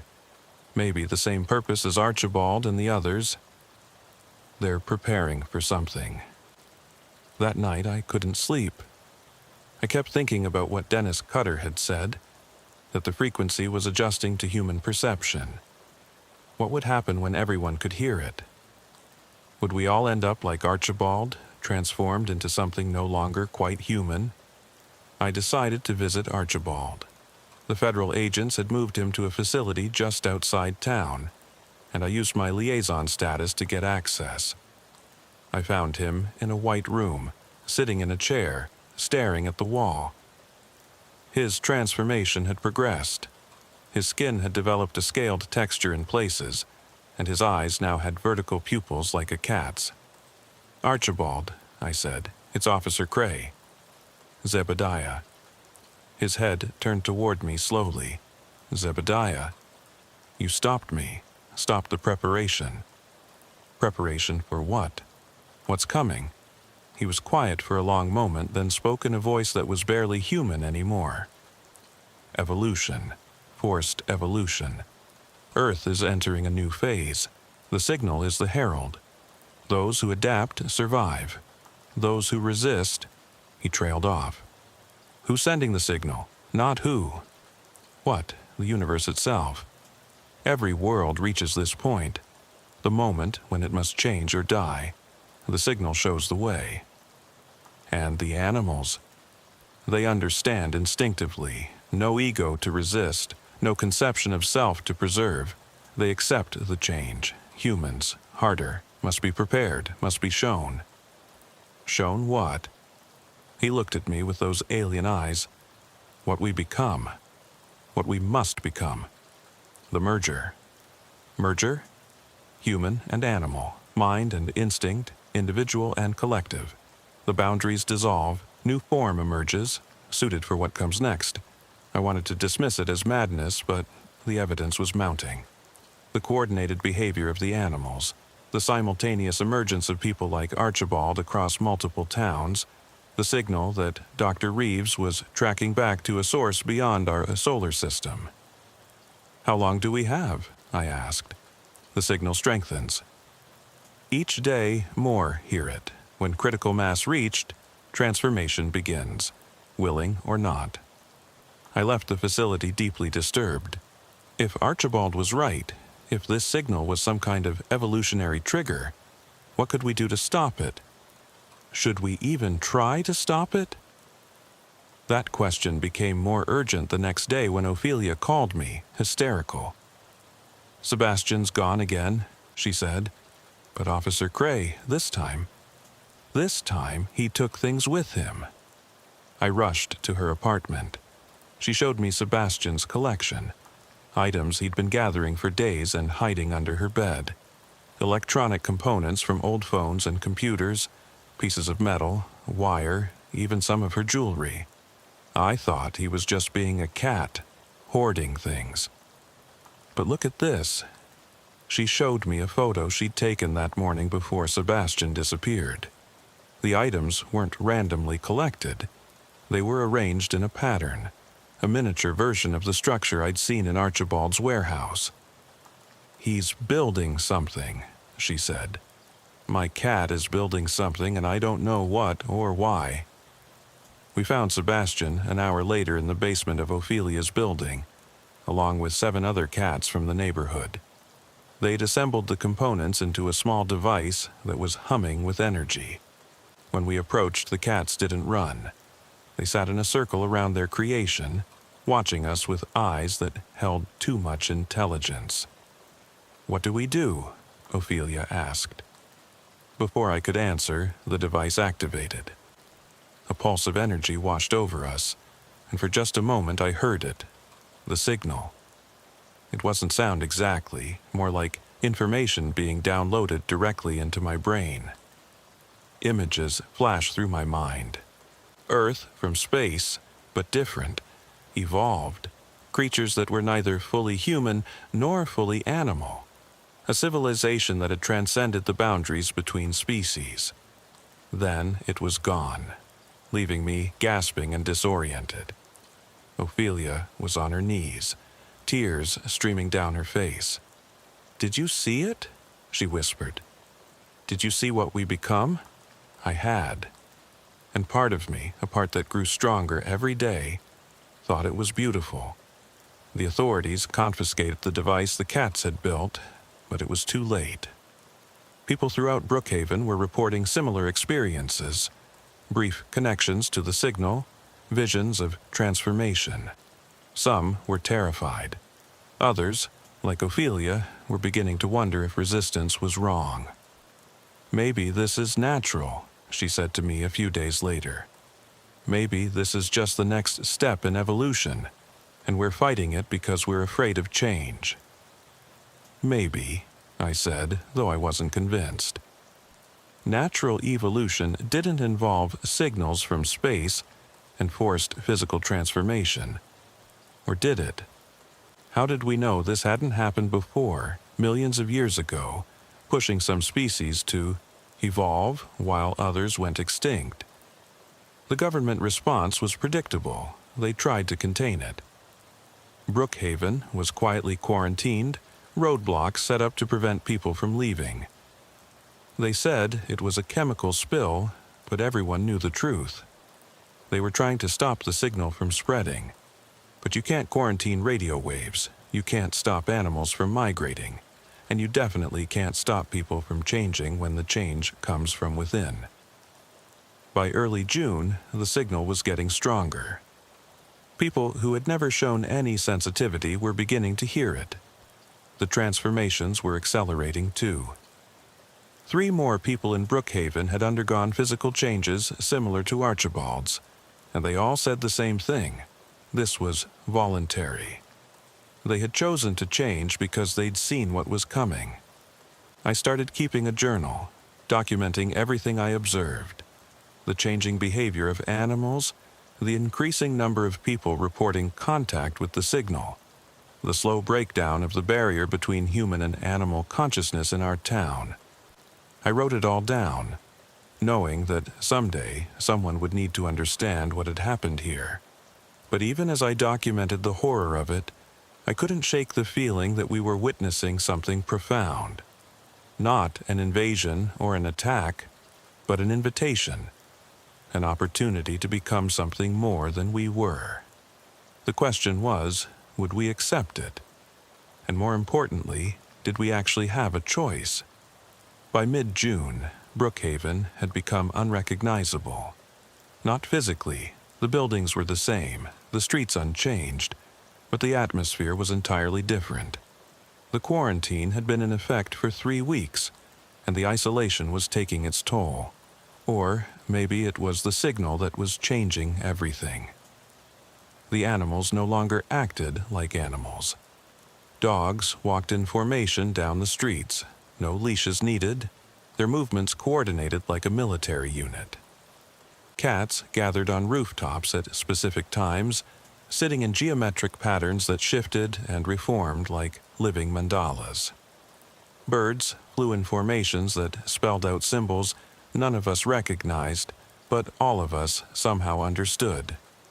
And the people were changing too, even those who hadn't undergone physical transformation. I noticed it first in myself. I would catch myself tilting my head at sounds others couldn't hear, my eyes tracking movement in empty air. My dreams were filled with images that weren't quite memories. Hunting through tall grass, the taste of raw meat, the comfort of pack unity. I would wake with my fingers curved like claws, my muscles tensed to pounce. Chief Martinez called a meeting of all essential personnel on June 18th. Only half showed up. The others had either fled before the quarantine, trying to escape whatever was happening, or had accepted the change, as Archibald called it. "We need to maintain order," Martinez said, though she looked exhausted, aged 10 years in the past 2 months. "Whatever this is, we're still responsible for protecting the citizens of Brookhaven." "Protect them from what?" asked Deputy Rogers. "From evolving? From becoming something better?" I looked at Rogers sharply. He'd always been a by-the-book cop, skeptical of anything unusual. But now his eyes had that distant look I'd seen in others who'd been touched by the signal.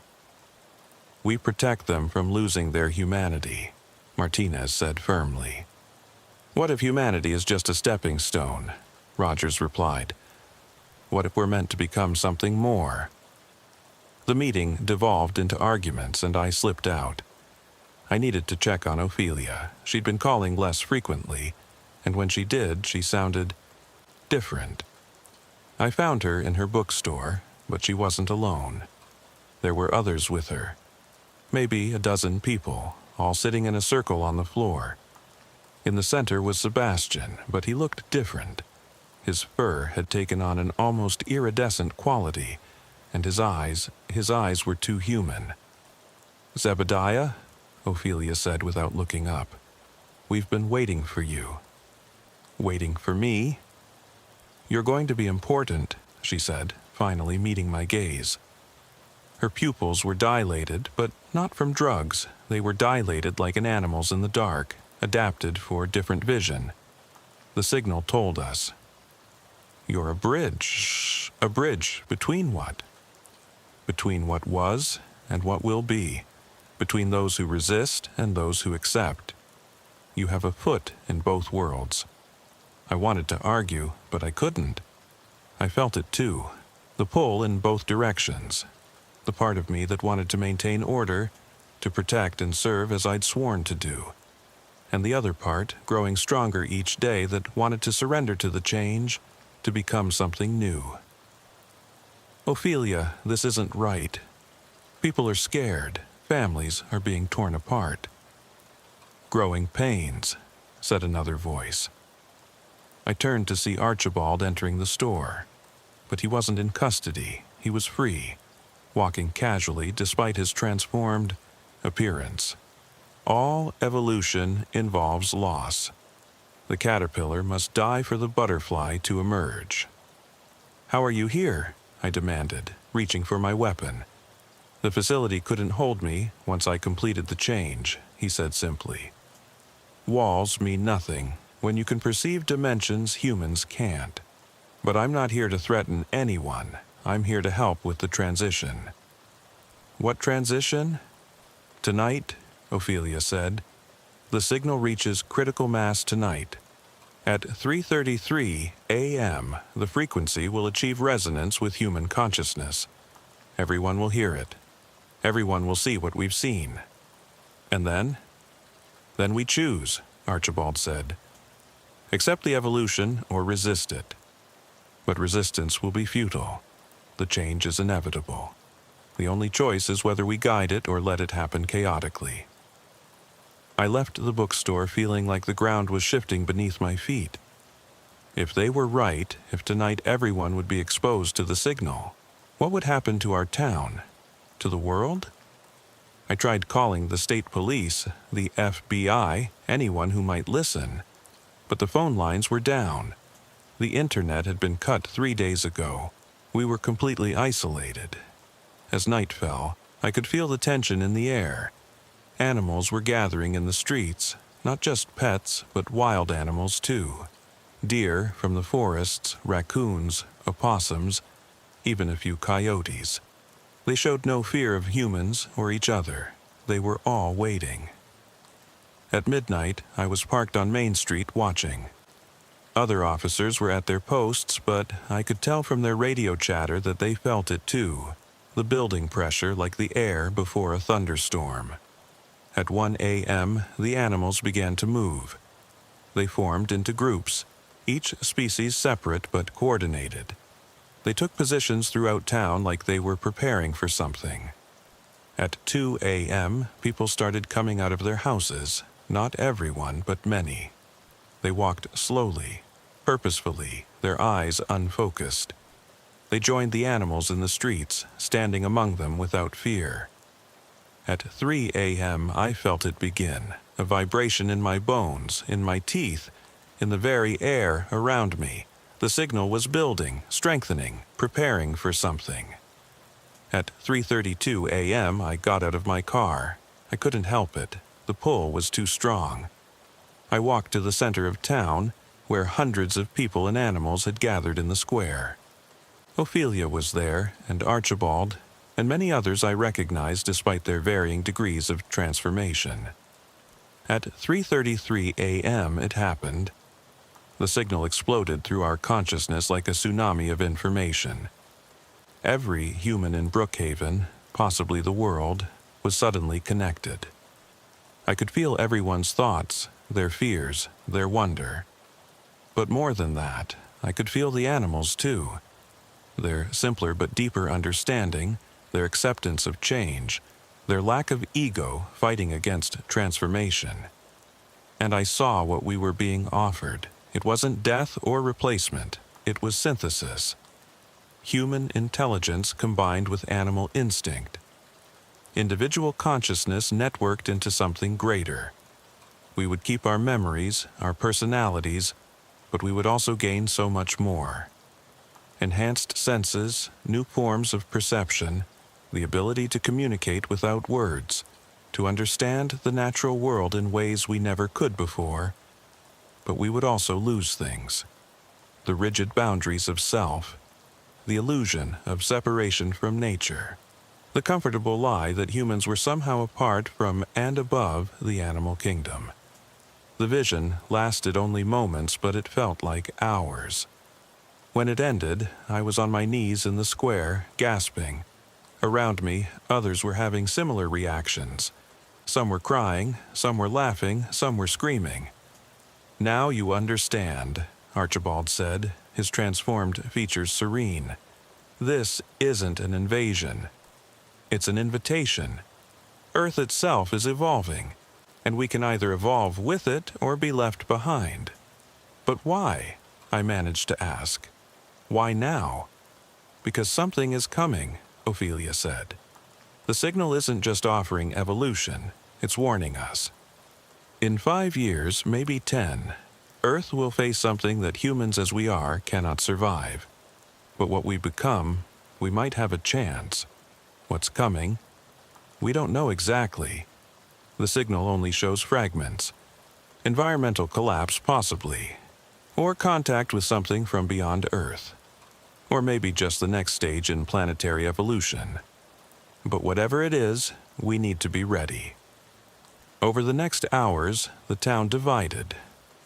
About half the population chose to accept the change.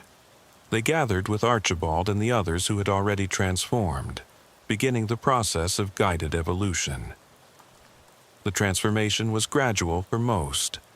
Not the dramatic physical changes Archibald had undergone, but subtle shifts, enhanced senses, new neural pathways, a growing connection to the collective consciousness forming. The other half resisted. They barricaded themselves in their homes, covered their ears, tried to block out the signal that now pulsed continuously through the air. But I could see the strain on their faces. Fighting the signal was exhausting, and I didn't know how long they could maintain their resistance. Chief Martinez was among the resistors. I found her at the police station, surrounded by signal-blocking equipment the federal agents had left behind. "This is our duty, Zebediah," she said, "to protect humanity, even from itself. But what if Archibald's right? What if this is the only way to survive what's coming? Then we survive as humans, or not at all," she said firmly. But I could see the doubt in her eyes, the exhaustion from fighting the signal's pull. I stood between the two groups, unable to fully commit to either. I spent the next days documenting everything, interviewing people on both sides, trying to understand what was happening to our species. Those who accepted the change reported incredible experiences. They could communicate with animals, understanding them on a level that went beyond training or conditioning. They could sense things humans normally couldn't: electromagnetic fields, pheromone messages, ultrasonic vibrations. Some developed physical adaptations, better night vision, enhanced hearing, improved reflexes. But they also reported losing things. The sharp edges of individual identity began to blur. They found it harder to think in terms of I and easier to think in terms of we. Some forgot their names for hours at a time, existing simply as part of the collective. Those who resisted faced their own challenges. The signal was constant now, and blocking it required continuous effort. Many developed severe headaches, insomnia, paranoia. Some broke down completely, their minds snapping under the strain. And there were physical effects too. Those who resisted too strongly began to weaken, as if their bodies were rejecting them for refusing to evolve. By the end of June, the quarantine had collapsed. The military pulled out when half their soldiers accepted the change. The scientists packed up their equipment and fled. Brookhaven was abandoned by the outside world, left to undergo its transformation alone. Or so we thought. On July 1st, we received a transmission. Not the signal. This was a human broadcast coming from a city 200 miles away. "Brookhaven, if anyone can hear this, you're not alone. The change is happening everywhere. Every major city, every small town. The whole world is hearing the signal now. Some places are accepting it. Others are fighting. A few have found a middle way.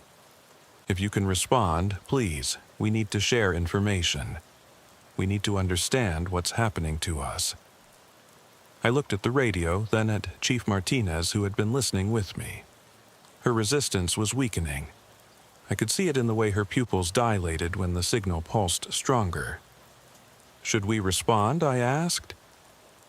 She was quiet for a long moment, then, yes. Tell them. Tell them Brookhaven is still here, still human, still. She paused, unable to finish the lie. Because the truth was, none of us were still fully human. Not anymore.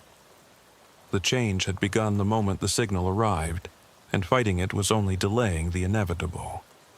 The question now wasn't whether we would evolve. It was how we would evolve, guided and purposeful, or chaotic and traumatic, and whether whatever we became would be enough to face what was coming. 6 months have passed since that night when the signal reached critical mass. I'm still in Brookhaven, still technically Officer Zebediah Cray, though the concept of law enforcement has become almost meaningless in our transformed town. I never fully accepted the change, but I never fully resisted either. I exist in a strange middle ground, human enough to remember what we were, changed enough to understand what we're becoming.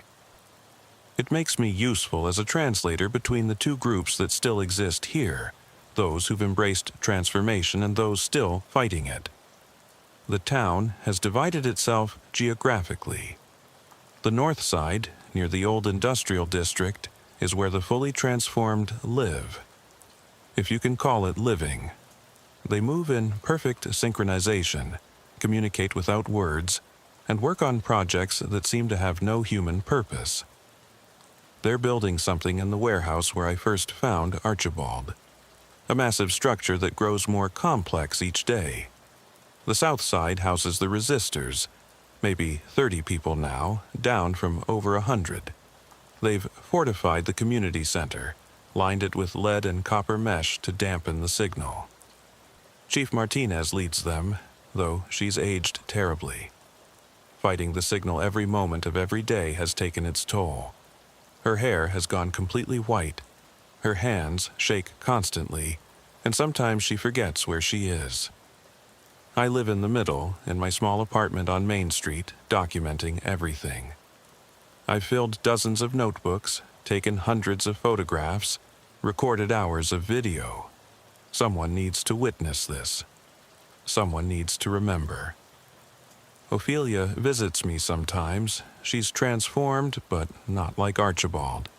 She kept more of her humanity, or maybe found a way to blend both states. Her eyes have the vertical pupils now, and her fingers have developed small, retractable claws. But she still reads books, still laughs at old jokes, still cries when she remembers what we've lost. The resistance is killing them, she told me yesterday, looking toward the community center. Martinez won't last another month. Her body is rejecting itself. And the transformation? Is that any better? She was quiet for a moment, absently stroking Sebastian, who barely looked like a cat anymore. His fur had developed a scaled texture, and his paws had become more like hands. "It's different," she finally said. "We're not human anymore, but we're not dead either.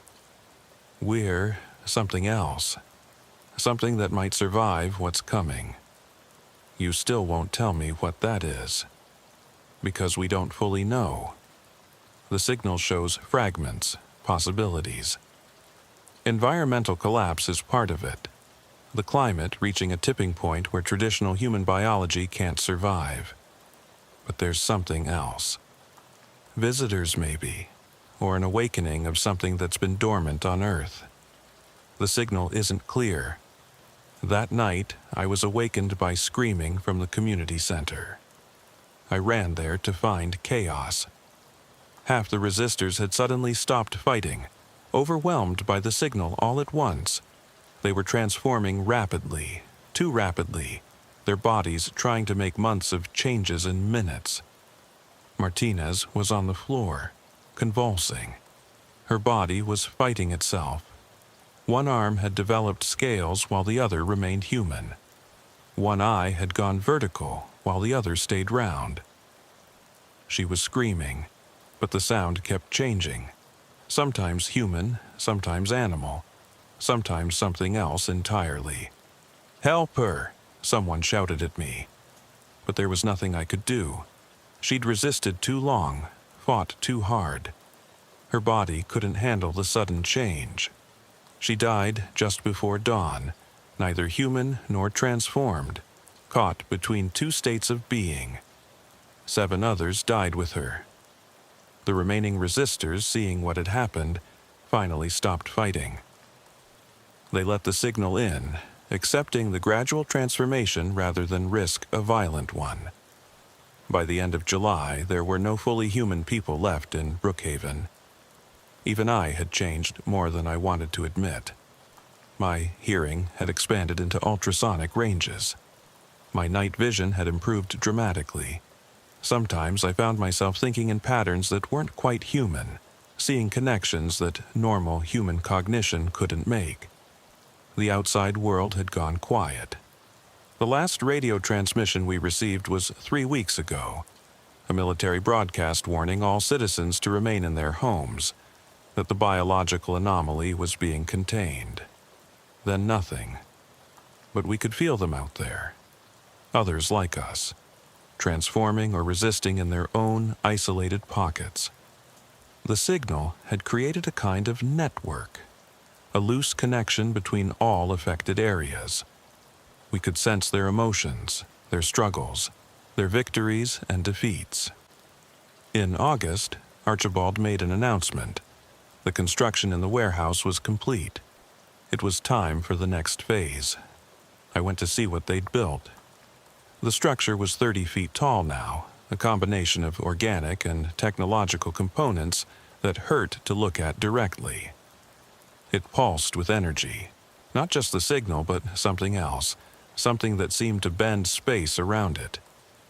"It's a beacon," Archibald explained, though his voice was barely recognizable as speech anymore, "and a gateway. When activated, it will call them." "Call who?" "The ones who sent the signal. Our predecessors, the ones who have been through this before." "This has happened before?" "Many times, on many worlds. Evolution isn't random, Zebediah, it's guided. When a species reaches a certain point, when their planet faces certain challenges, the signal comes. Those who answer it survive, those who don't." He gestured to the empty streets. "They become history. And you're going to activate this beacon? Invite these things here? Not things. Teachers, guides. They'll show us how to complete the transformation, how to use our new abilities, how to survive what's coming." I wanted to argue, to stop him, but I knew it was pointless. The transformation had progressed too far. Brookhaven wasn't human anymore. We were something in between, and we needed to become something complete or we'd die like Martinez, caught between two states. The beacon was activated on August 15th at 3:33 a.m. Always that time, always that significance. The entire town gathered at the warehouse. Even those who'd resisted until recently came, drawn by instinct or curiosity or resignation. When Archibald threw the switch, the world changed. The beacon sent out a pulse that I felt in every cell of my body. It traveled through the signal network, reaching every transformed being on the planet. And something answered. They came through the gateway, not physically, not at first, but as presences, consciousnesses that had once been like us. I could feel their history, their own transformation centuries or millennia ago, on a world whose name I couldn't pronounce. They'd faced the same choice we had, and they'd survived by becoming something new. They spoke to us not in words but in direct understanding. They showed us what we were becoming. Not human-animal hybrids, but something more fundamental.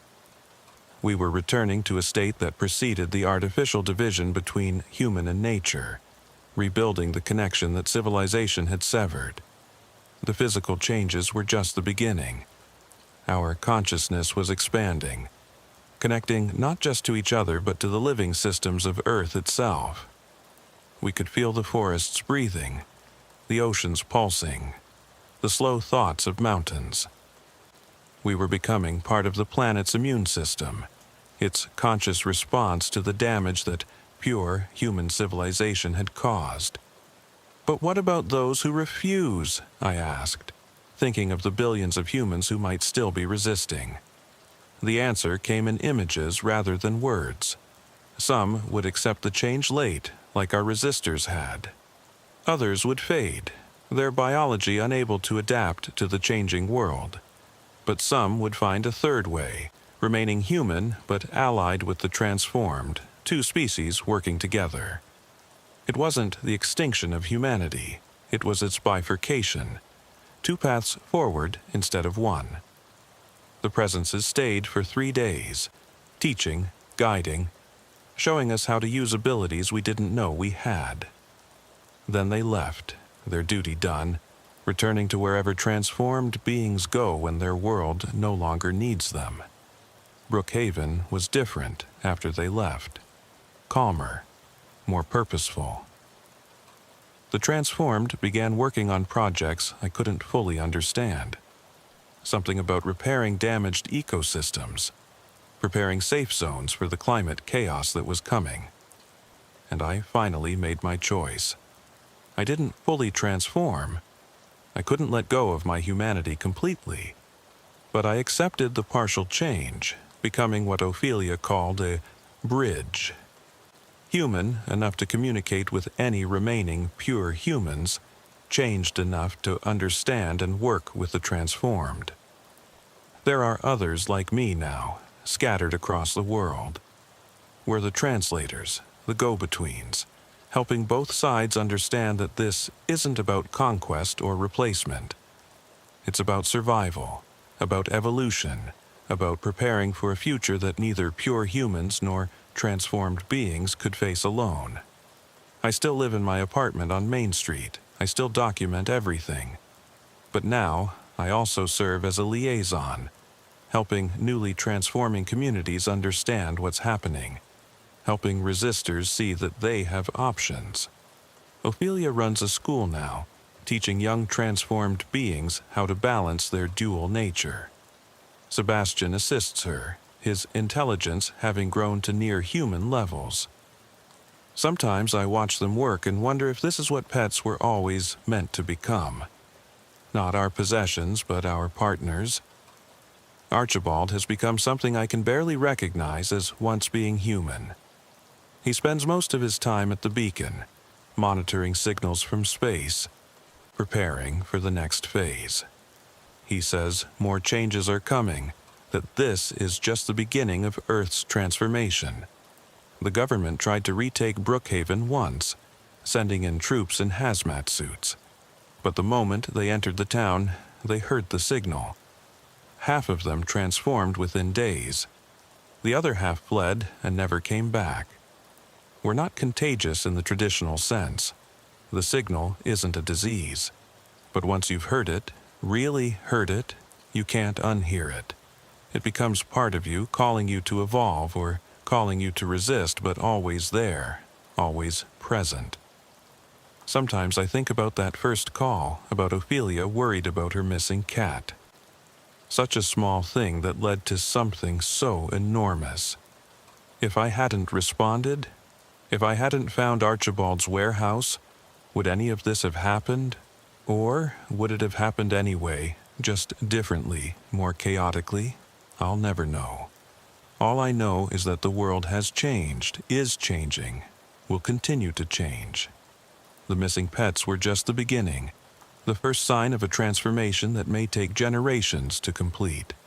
Some nights, when the signal is particularly strong, I can feel the entire network of transformed consciousness.